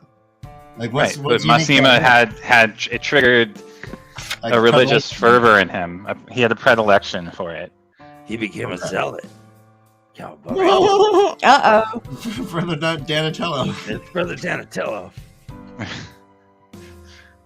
He sounds a lot like Dan Carlin. What? Cowabunga, give me pizza. All right, so I live in a sewer. No, that's it. No, these are great questions. It was me. It was just me. Miss Emma definitely changed, and the people who knew him as a soldier seemed to be surprised by the changes. So that's could be, the little we know about him is that he was a seasoned soldier, so he shouldn't be shaken by much. But he went to the flicker scene.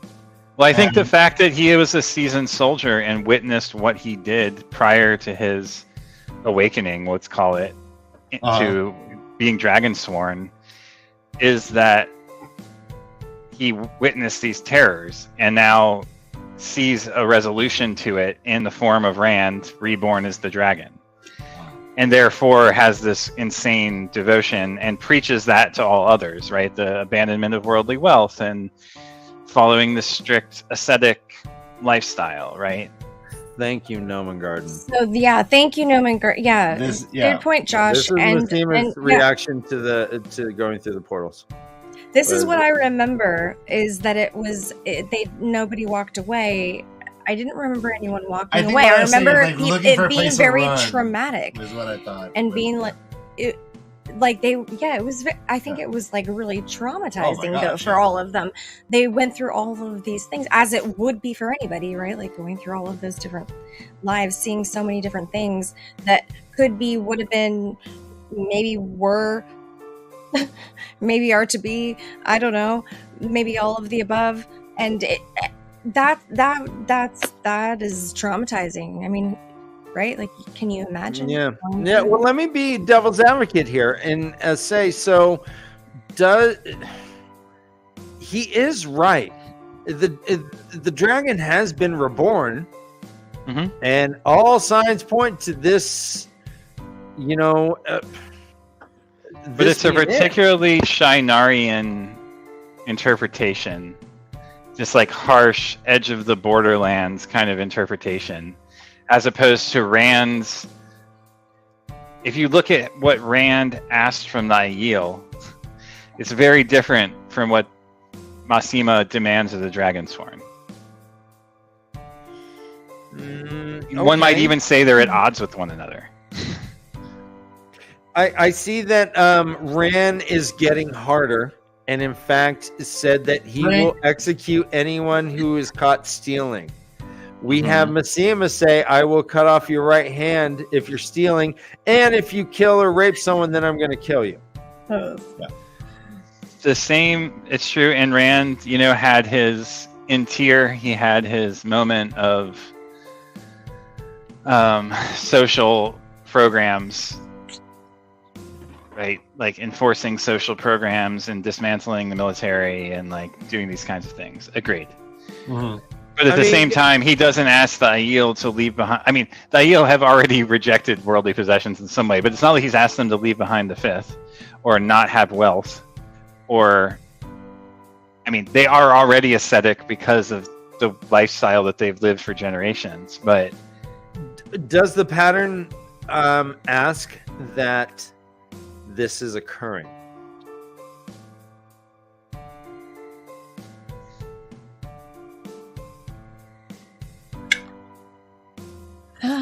Pattern asked. This seems like. Wait, which part? The fact The- that there is a prophet for the Lord Dragon that is amassing, it sounds like tens of thousands of people. And he is like, yeah, as soon as we'll get Amadisia to be just like Galdon, and I'll bring all our people to Terre for the Lord Dragon, and we'll be the people of the dragon. I mean, is this something that the pattern is asking of or demanding, or I mean, so to me, the prophet seems pretty sincere. Sure, he takes rings and shit off of the queen. Sure, but you're right. Yeah. But he also is practicing what he preaches. He's making sure all the people are fed, but he's only having like soup and bread. He rarely has wine. He just dresses real moderately.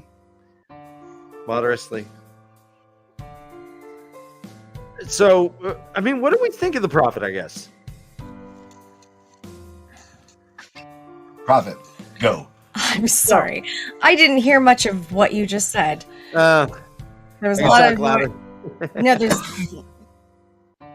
But in summary, what do you think of the prophet? Thoughts on the prophet In general? Yeah. Overview. What do you think? But I don't understand the question. Do you like the overview? Do I like the Is prophet? he interesting? Sure. Massima, Yeah. you think is the prophet good or bad? Go. Yeah. I don't. I think good.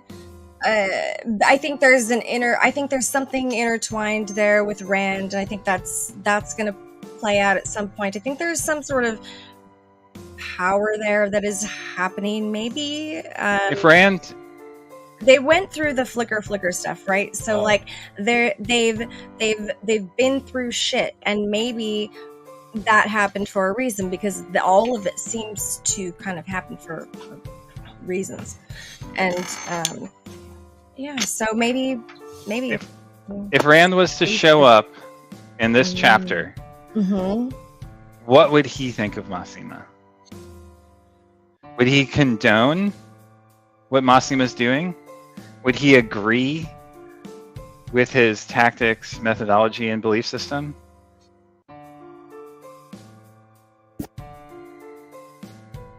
I think that if he's in a sickened state, he would. He might. Rand? I think that Rand is not stable right now. I don't trust Rand right now, honestly. So I feel like he could go either way, and he might think that this is okay. He might not. I don't know. I trust Rand more than ever. It's funny Really? that we have such varied views. Yeah. Really? I think Rand has become all the more himself and has totally, and is finally owning being I would the like dragon. to think that. I would like to think that. I really would like. I love that. I love that thought, and I would like to think that. That feels refreshing to me and like a good thing. But I haven't felt that way. I've been sitting in this like, oof. What is happening? Like, is he understanding his own brain? I'm not sure. Is what we know that there are all these factors that could play into what is happening to him, and maybe not. Maybe he's just like already mentally ill. I don't freaking know. Like, how prevalent is anything in this world, really? So I'm questioning a lot, and it feels kind of like this book is, or at least at this point in this book, we're kind of supposed to be questioning a lot at this stage, which is probably why we're having these kinds of conversations. Other than the fact that Sussy Josh is here because he always goes deep, but you know, Sussy Josh, I got a question for you. What when he encounters people from he being who? Rand.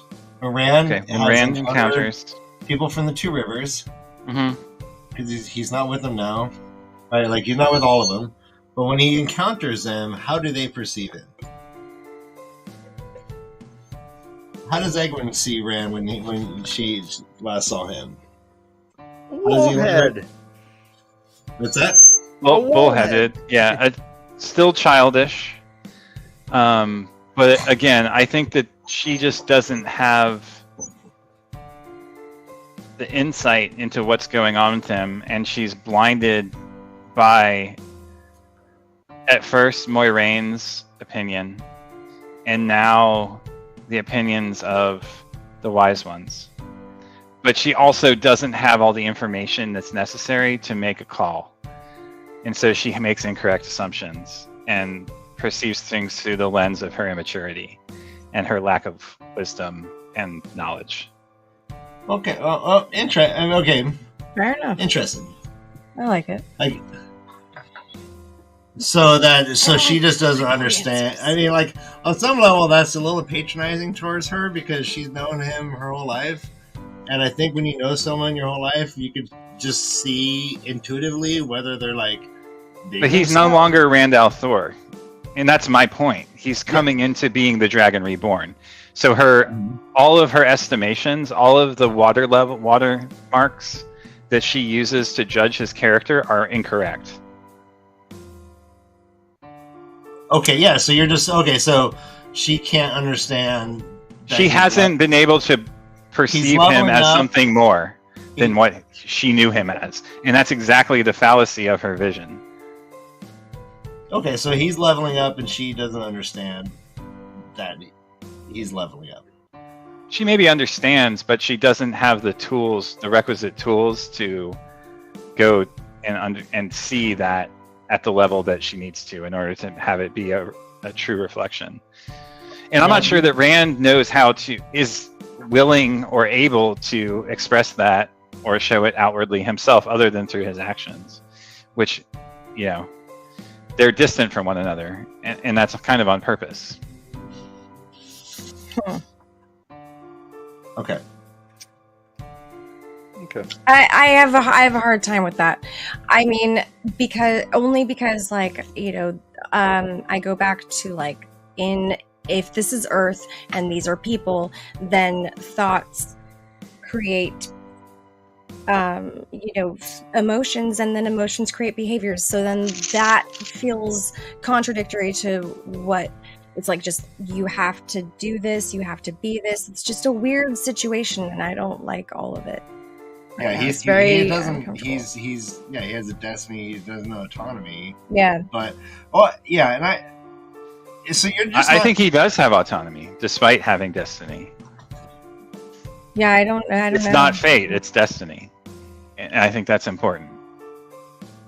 That's okay. That's interesting. I mean, is that how he feels about it though? Like you think of that intellectually now. I think that he recognizes the space that he has to make decisions. He might also feel like he's forced to live up to the mythology about himself as the dragon, but he intentionally makes decisions to steer things the way he wants. Now, whether he can separate that from being influenced by the pattern or not is a whole different story. And he questions that too. Now you're just I want to challenge you a little bit. You're just unconcerned about the idea that he has a separate living voice in his head.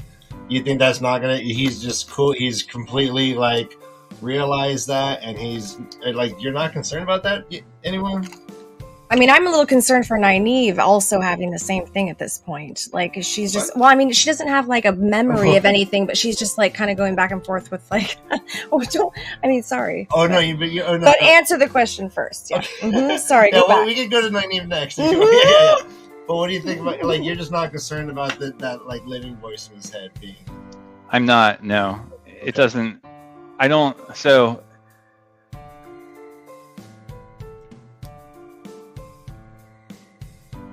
No, I guess I don't. I mean, I think that it's a part... Yes, it's strange, but the dude's in a strange situation. And the fact that he can't integrate it is a little bit worrying. Wow. But also how he has no one to teach him how to do that or to talk to about it. Last question. Dan, you're being very patient. Last question. He has at least one point felt like he had to struggle with Luce Theron over control of the one power. Now, what do you think would happen if he lost Struggle that? with Luce Theron over the control of the one power. Can you say when that was? I don't know that I picked up on that. Dan? No? No. Okay. Never mind. Yeah. I think I'm right, but yeah, we'll move on. It was You might be.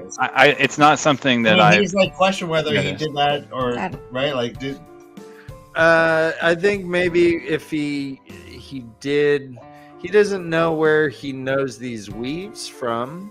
I don't know if he's had any struggle per se as of yet, but he is coming up with weaves just instinctually. He knows, but that may or may not be the influence of. But so does Avienda. So yeah, I mean, yeah. Okay. Rand is not in this chapter, but They're he both is an IU. overlying presence to the whole thing. they're both they're both They're IU. both IU. They'll just- and I mean, he did witness the memories of his ancestral past through Ruidian. I mean, Rand, yeah. Rand, yeah. I mean, so how different is that than having Luce Theron's memories? Or again, I go back to Birgitte. Like, how different is it from Birgitte? How Rand is? I mean, he doesn't have self-awareness around the presence of those other memories, except he does in a weird way. When he recognizes when Luce Theron's voice comes out, he's like, "Oh, that's not my memory. That's not my belief." You know, that's interesting. And I wonder if Massima or Uno or any of these Huron, anyone who went through that same process, if they have a little voice in their head of past stuff. We don't get their don't know, point of right? view, so we don't hear such, but yeah, that's a good point. Yeah. I do wonder, I mean, this is unrelated, but I do wonder what the symbolism of Uno being the one who we co-experience these with. Like, Uno is very literally a one-eyed man. Yes. He's half blinded. What does that mean symbolically for how we perceive his assessment of the prophet, of Nynaeve, of the situation? Is the evil eye, or whatever the fuck it is on his eye patch, a vector to that which is beyond, and we should give more credence to his views? Or is it blindness and half seeing?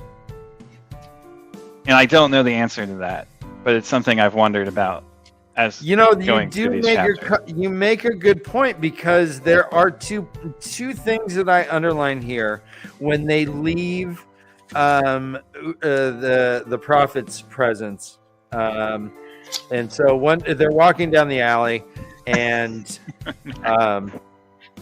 Uno says, "He isn't against bloody marriage," Uno growled, staring so hard at a peddler with meat pies on a tray that the man turned and ran without taking the coins from two women holding pies in their hands. Later it says, "Hunting accident," Uno interjected, sneering. A hawker who happened to be looking at him dropped his tray of pins and needles. Right. His glare is so gnarly that people are freaking dropping their shit and running away, like comically. I won't mention what happens in chapter 40 related to this, but there's some stuff next show that we should definitely get into around this too. Okay. We do have a couple drinking obligations. They do finger their weapons in this chapter. Mm-hmm. So Nice. let me get a freshie. They finger their weapons. And I underlined this that actually here's something that just kind of made my imagination kind of run. she was going to stuff those two into a sack with Tom and Julian and switch anything that stuck out. Yeah, no, that was a good one. Anything that stuck up. And I was like, boners, right? Boners. So drink to that. And it's my birthday, so I'll drink to that. Yeah. And finally, we meet. It seems like it's the prophet's little secretary. He's repeatedly called a weedy fellow. And I've known people that I'm like, yeah, that dude's a weedy guy. Yeah. But they're not There are like those kind of people strung out out there. heroin guys. They're just like stoners. So the weedy fellow in my head is a stoner, like Jay and Silent Bob or something. Anyways. That's awesome. Joint, There joint. is Smoking weed, smoking weed. Smoking weed. I know that whole song if you want to go there. Copyright strikes. Be careful.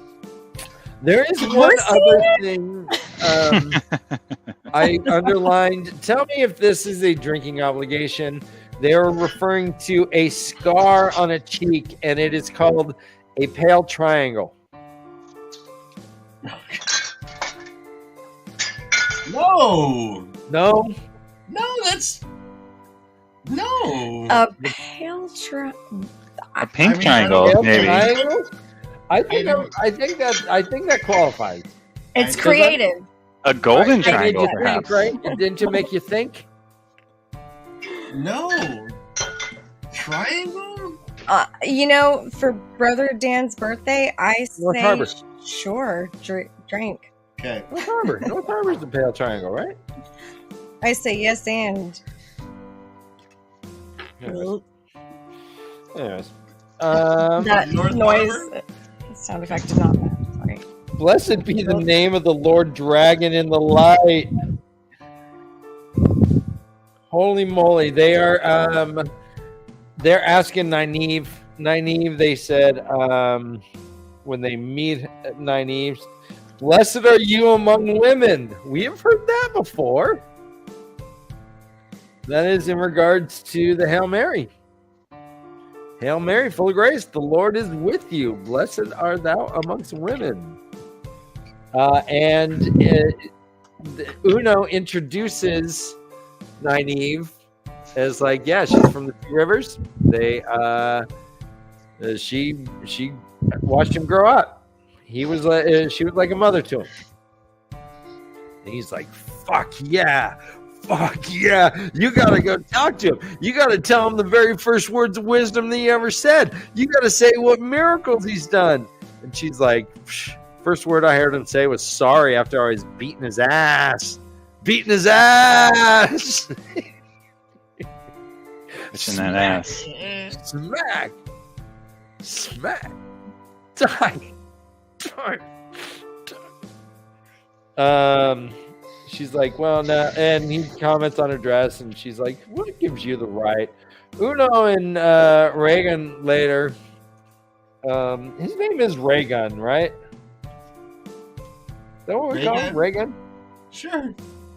All right, Reagan. Oh, yeah, my favorite president. Oh, well. Well, Nynaeve. I wouldn't go doing that if I was you. She tells him, hey, I need a boat. Lord Dragon's in Tyr. He summoned me, and I need to go when he summons. You understand. So, Ryan. Yes. Do you agree? Let me roll that back. I'm not agreeable. No, you're not. We all know that. I know that though. Do you see the prophet's followers as a form of organized religion within this world? No. And why not?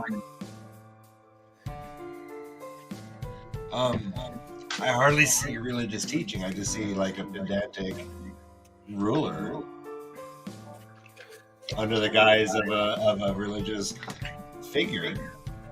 I don't see much teaching. It says There's here. definitely teaching. I mean, and I mean, like Uno compares him explicitly to the White Cloaks and says that they're birds of a feather, basically. That they're what does he say? But just one person yelling shit out, that's more like a cult than a religion. I don't understand. Like, religion is a structured thing that like is developed. Religion is the teachings of someone that's been encoded into a system. Massima is trying to do that right here, right now. The White Right, the Cloaks have done difference that. between cult and a religion is numbers, more or less. Right, right. right. So let me clarify here. It says here, Massima says, "quote Wait, The is that Lord true? Dragon I has don't been believe that's reborn. true. The shadow hangs over the world, and only the Lord Dragon can save us. Only belief in the Lord Dragon, submission and obedience to the word of the Lord Dragon. All else is useless, even when it is not blasphemy." And the Queen of Ghealdan responds, "Blessed be the name of the Lord Dragon in the light." It had the sound of a rote reply. It has all of the trappings of a religion. I mean, granted, this is what I studied, but maybe I'm wrong.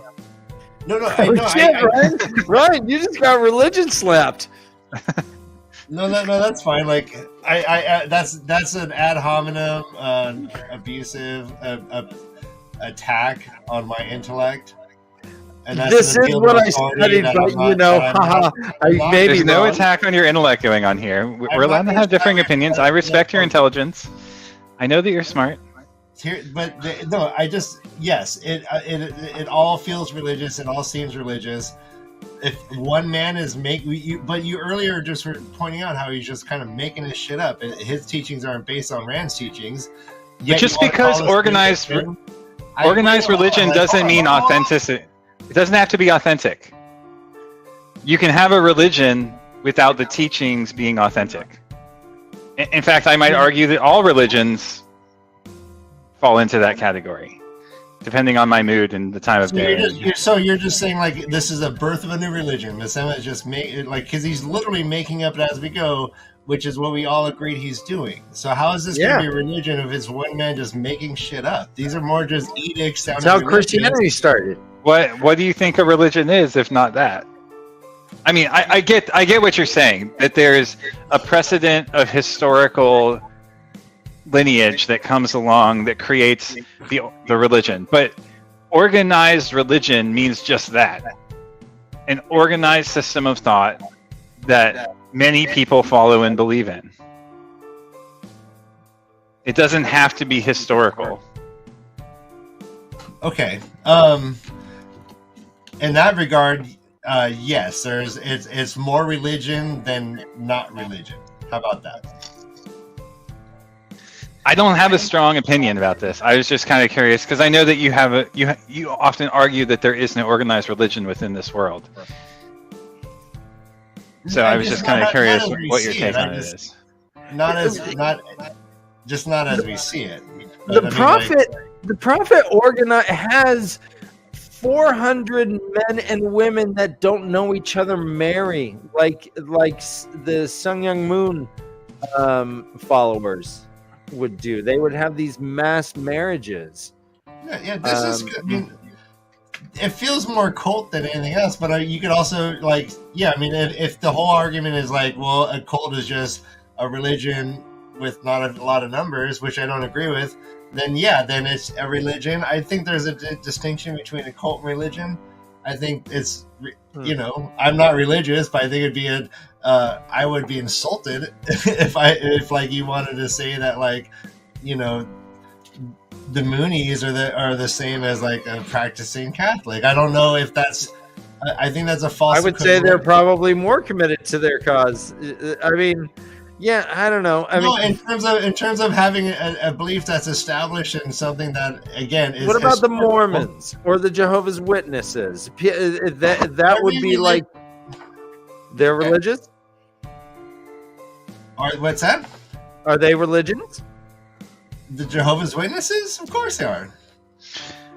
I mean, I think I see what you're saying, Ryan. Like, you're saying What that if a there's only cult two is a dozen of them? social movement as opposed to a religious movement.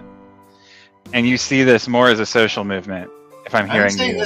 this is a group of people following a cult of personality who's making shit up as he goes. And we've all, again, like we all agreed he's making it up and blaming it on Rand. And Hold on, and these people are following him through either fear or, again, we don't know. So I think Kay actually postulated, does he have powers? I think she's saying, like, does he have powers to sway, like, all these people? Is he somehow, I mean, like... is he Tamarin? So, Or is he just providing something that people want and desire, which is certainty and a structure? I mean, so let's speak fact. He is feeding the poor. He is more or less getting wealth off of people who have all kinds of wealth, which There's a Robin Hood element to it. I am fine with that distribution of wealth, to be honest. He is where he's getting wacky is when he's like, yeah, I should close taverns and I should make it so that you can't work. That's the moral aspect to it that is a little strange, right? But then that's just more Sharia shit. I mean, so it's a combination of these things. We have the Moonies with their mass weddings. We have Sharia law with the women should cover up and we should not drink anymore. We have we're a combination of these things, but I think it defines religion in Robert Jordan's world. Their savior is reborn. It is fact. It happened. They're right. Messianic expectation has been answered, and they're like, shit. The Armageddon is coming. The four horsemen are coming. There's the dude. That's him right there. That's the guy who's bringing all this shit, and he's like already 20. Oh no, I better straighten my shit out. And this guy knows the Lord Dragon, and yeah, I'm gonna try to. People have been told that the end of the world, that the dragon is reborn at quote unquote the end of the world, right? Correct. So now they're looking for deliverance within the context of that. You're either which Team again Dragon is religious. or you're Team Dark One, right? You're either with them or against them. You're either with them or against them. Nynaeve does say something great where she's like, "Oh, this will work. Taking money from the rich to give to the poor until the rich are poor and there's nothing left," or something like that. I'm trying to find it right now, but it was a beautiful summation of that. Well, okay, so yeah, like I was gonna say, that was like very interesting wording. And if you're like take that into like the politics of the time, it makes me wonder like what is Robert Jordan's politics? Right. Yeah. And that's not very Bernie Sanders of him to be like, oh well, hey, we keep taking from the rich and no one's gonna have money. Yuck, yuck, yuck. Like what? It was kind of beautiful, but also like one of the most dangerous statements. Yeah, no, it was. I mean, I wondered that too. Like, what is the real world political implication of this for us as readers? Like, what are we meant to take away from this? Yeah. Or maybe is it hinting at something that's going to have like a thing for the book to be like dealing with also? Oh, here's a quote. I love you. No, regarded. Yeah. Nynaeve shook her head. She supposed it was one way to find money for the poor. Simply rob anyone who is not poor. Of course, that would make everyone poor in the end, but it might work for a time. Thank you, Noman Garden. Yeah, I was still looking for it. It wouldn't make everyone poor. It would make everyone sustainable and it's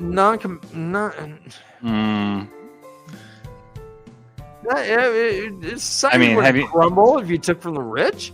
Gosh darn it! Eat the rich, motherfuckers. Did you say it again? Oh, did we drink to Nynaeve swallowed hard? No, but let's.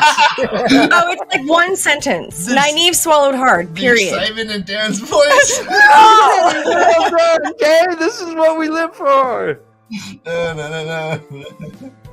Right? It had to be said.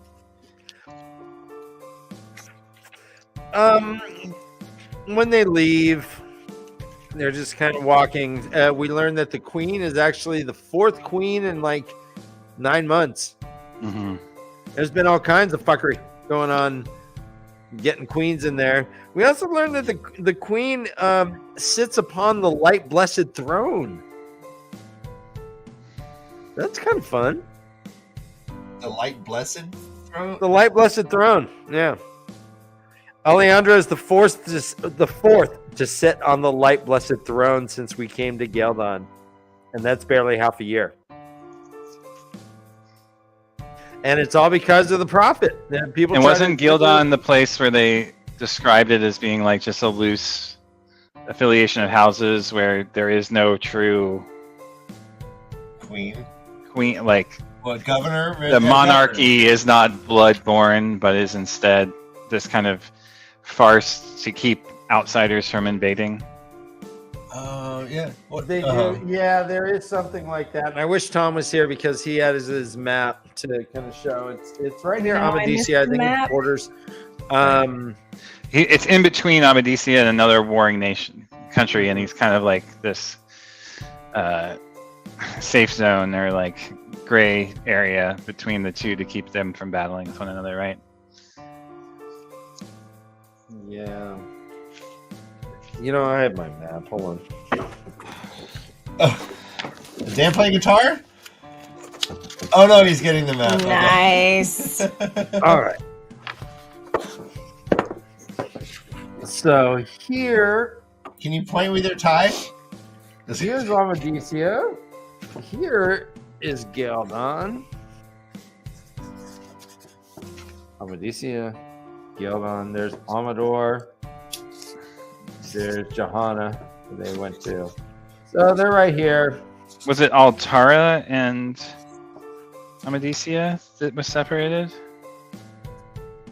Here's Altara here. Here's Daladar. So Daladar is in Altara, where the... It was the other way then, maybe. Yeah. So Amadisia and Andor? Andor is... Hold on. That whole area up there. I mean, everything from Edmund's Field over to the Ameth Plains.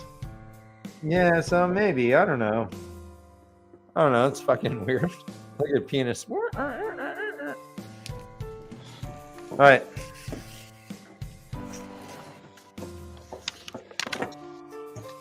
Thank you. Hey, man, I'm here to give. It is funny how Toman... Watch out for Toman when you're doing that, Dan. Yeah. Again? Nothing. We're all on the same course of thought there. Yeah. Doesn't need to be repeated out loud. Right. So we think the prophet, good, evil, or neutral? Okay. Pretty awful, but okay, hold on. I had something highlighted that I did want to say. Okay.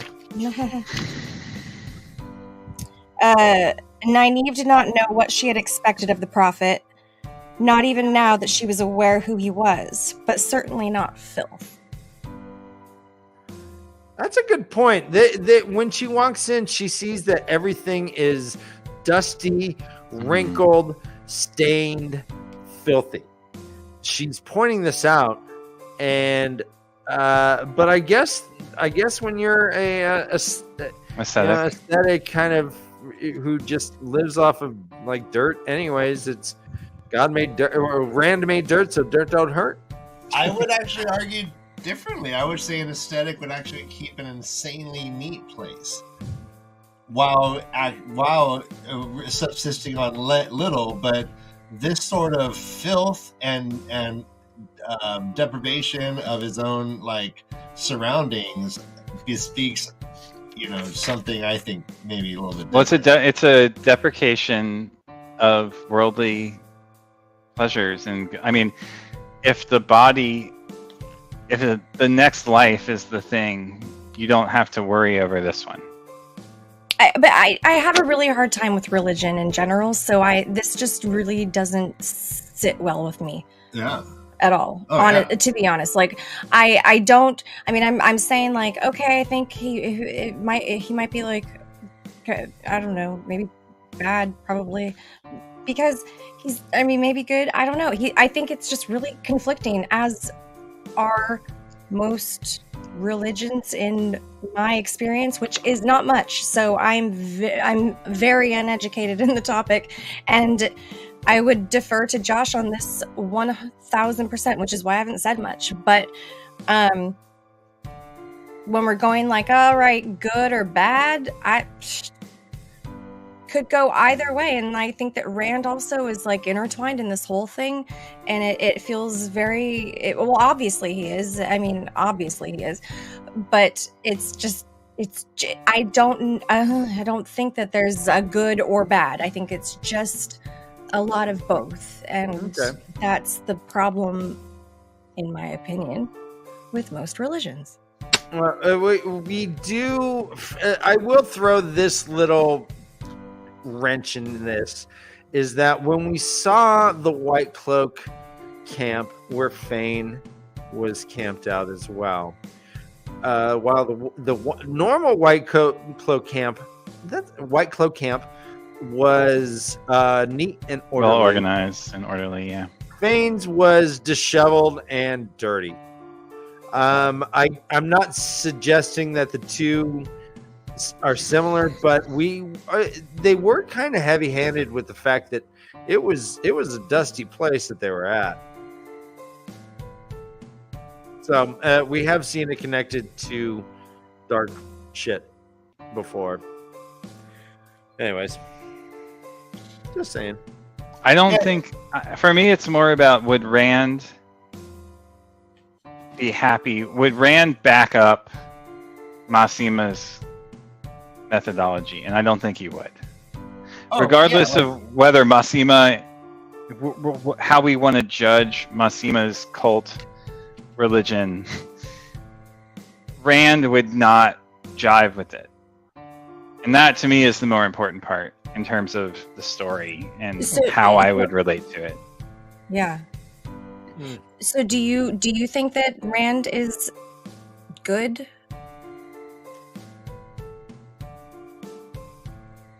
Do I think that Rand is a force for good? Yeah. Yes. I mean, well,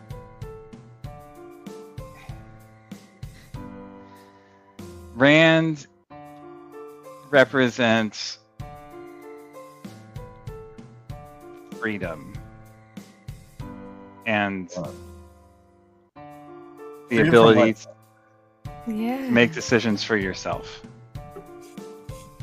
So you think like right now, free will, like, freedom from the Rand is the force of free will within this universe. Wait, say that again, one more time. That Rand is the force for free will within the universe. That the dragons, I feel like I rehash this all the time, but the dragons' purpose is to create the opportunity for free will to enter this world. So is that good or bad? It depends on where you stand, but probably good. Exactly.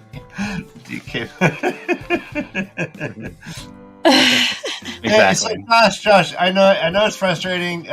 We do have to. I mean, there are new viewers all the time, so it's not untowards to rehash some things with the assumption that there's new viewers and what have you. But if we are being redundant, feel free to continue to remind us. No, not at all. I just mean that it's complicated. So it's hard. Yes. It's hard to get into without going super into it, and I kind of need to get this. I kind of need to go to sleep. I hear that. Yeah. But the short of it is free will. So the opposition between the pattern and free will is complicated and unclear. And what the Dark One, what the Great Lord and Rand represent, and whether they're even in opposition to one another, or it is a question for me. But I think that the dragon encountering the Great Lord, the Dark One, is the moment by which free will is brought back into the universe in opposition to the pattern, right? The decisions of the dragon, which way he goes, whether he falls into the Dark One's camp or fights for the good of humanity. And again, this gets complicated again when you go up a level and you question, is the wheel of rebirth and death a good thing or not? Yes. Yep. So let's set that to the side and look at it from the lower next level down.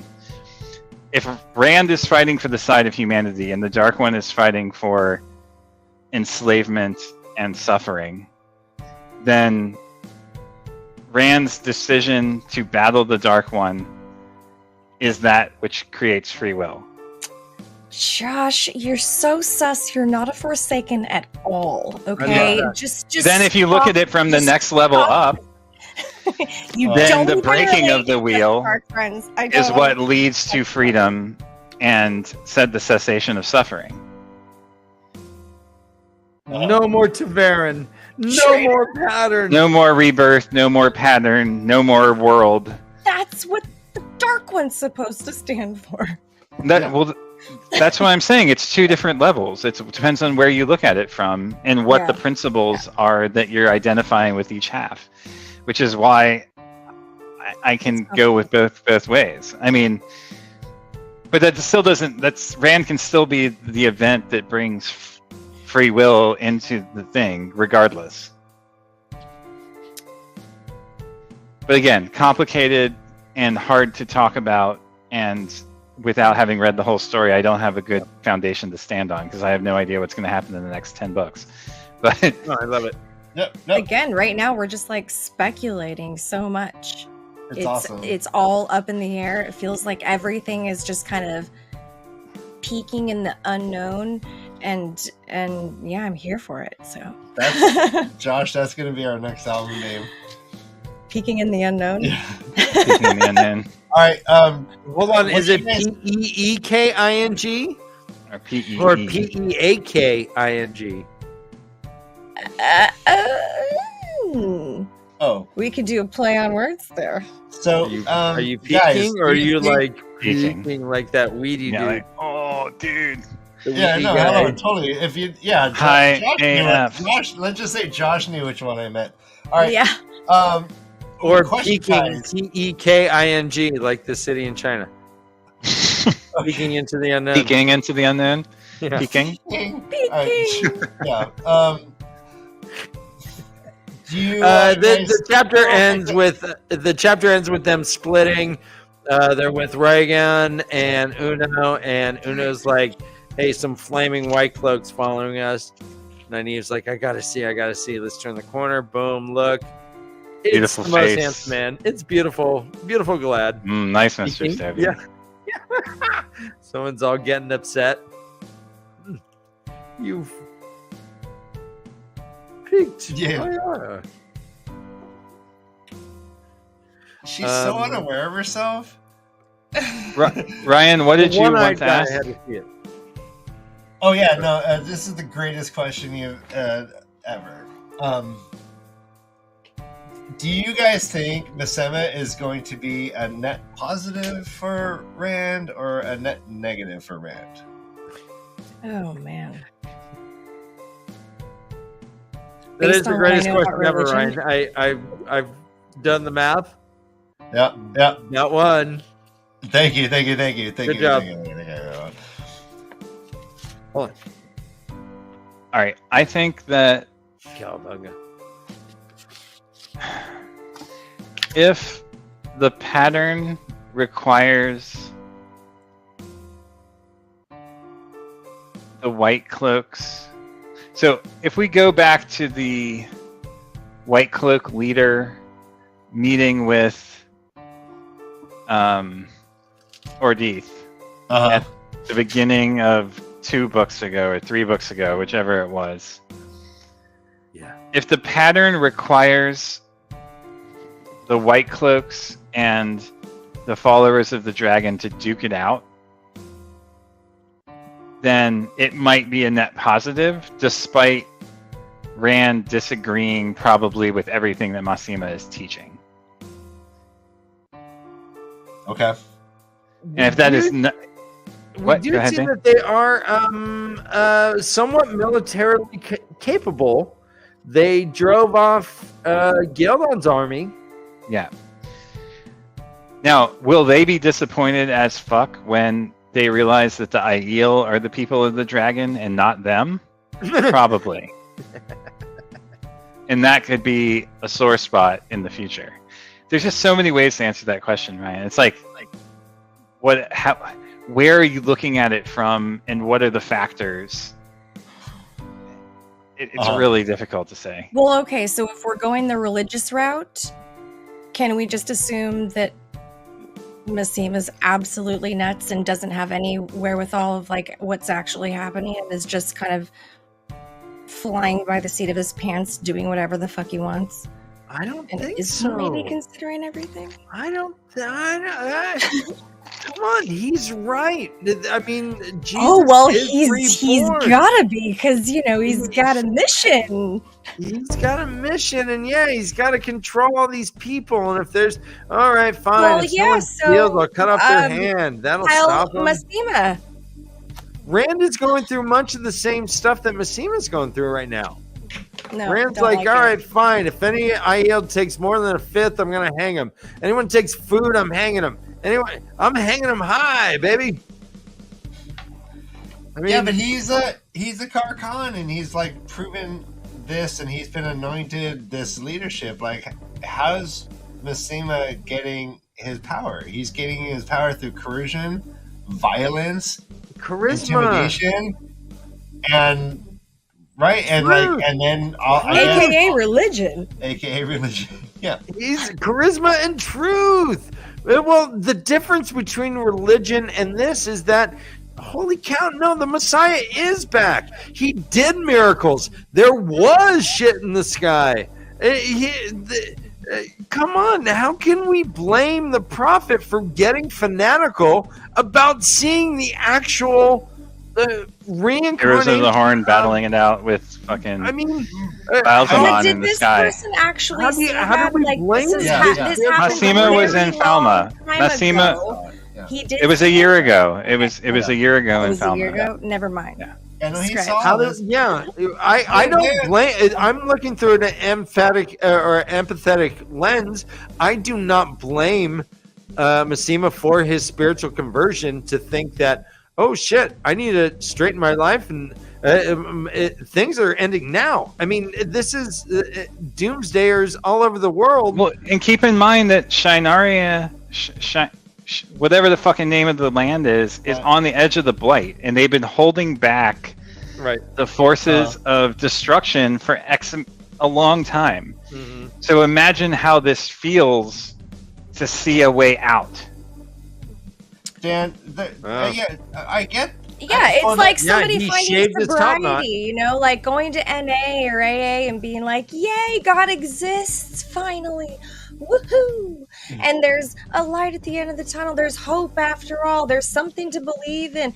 But this is different because it's not based on belief. It's based on reality. I mean, it's not. They're not talking about faith. They're talking about.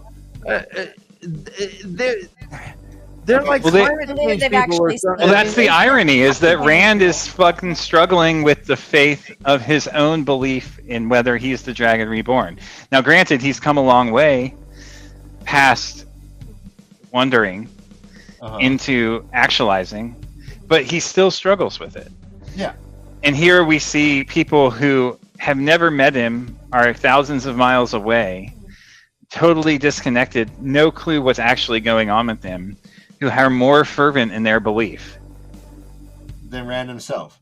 Right. Well, and I love that, and also like he's. I mean, sorry, Dan, not to He's not the No, only you're right. character Brother Dan, he's not the only character that we know who've gone through the exact series of events in the books. Falma, Flicker.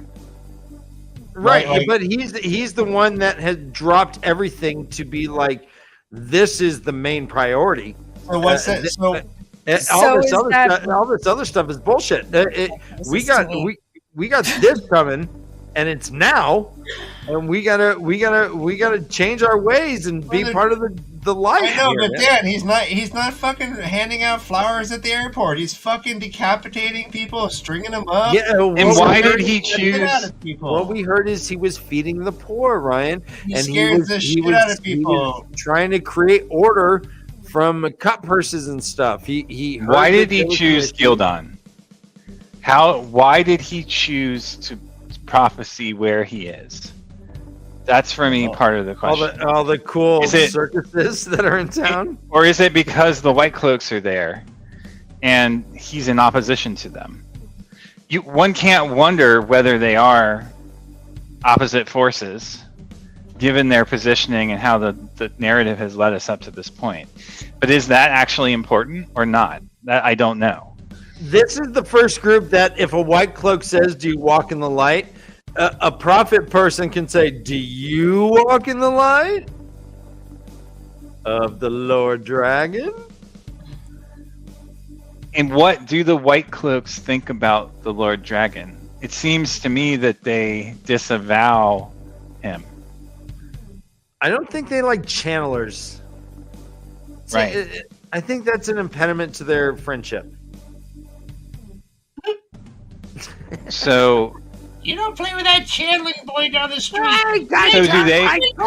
Stay away from that He's a witch doctor. So is the White Cloaks' belief system that they are the ones who stand in the way of the Dark One? And if so, then yes, they are in opposition to one another, right? If the White Cloaks think that they are the last line of defense between Dark Friends and the Great Lord and the Light, and now the people of the Dragon are yet another version of that, one can see how that could lead to conflict. And yet you can also see how they would attract similar groups. Types of, right. I mean, they are both fanatical organizations based on the quote-unquote light. Oh, the false dragon. Okay, thank you, Glenn. Yeah, that's an important detail that wasn't fresh in my mind. Oh, thank you, Glenn. Yeah, that's a great point. Gildon is weak. I mean, and from why would a Logain. prophet saying no? This was a false dragon, the real dragon.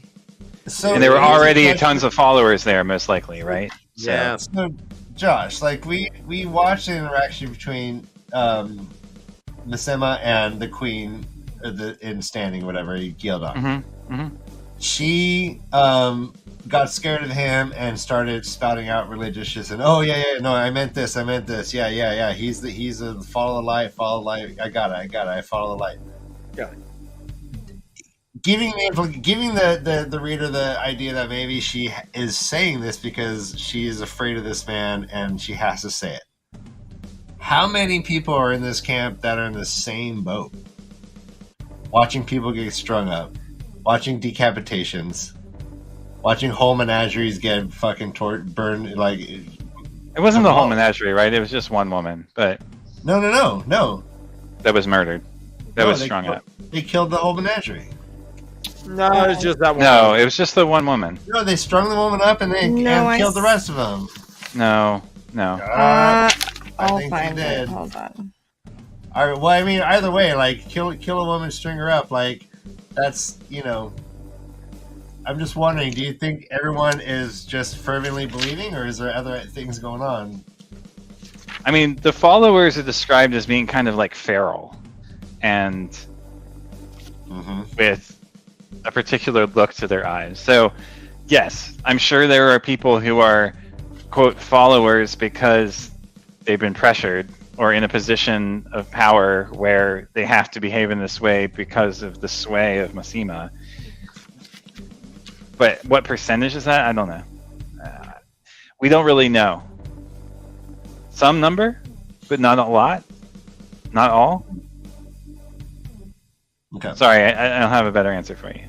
His justification says, quote, the Lord Dragon has broken all bonds of law, all bonds made by mortal men and women. The prophecies say that the Lord Dragon will break all chains that bind, and it is so. The Lord Dragon's radiance will protect us against the shadow. So that's why he's like, yeah, I can just make up my own rules, because that's what the prophecies say.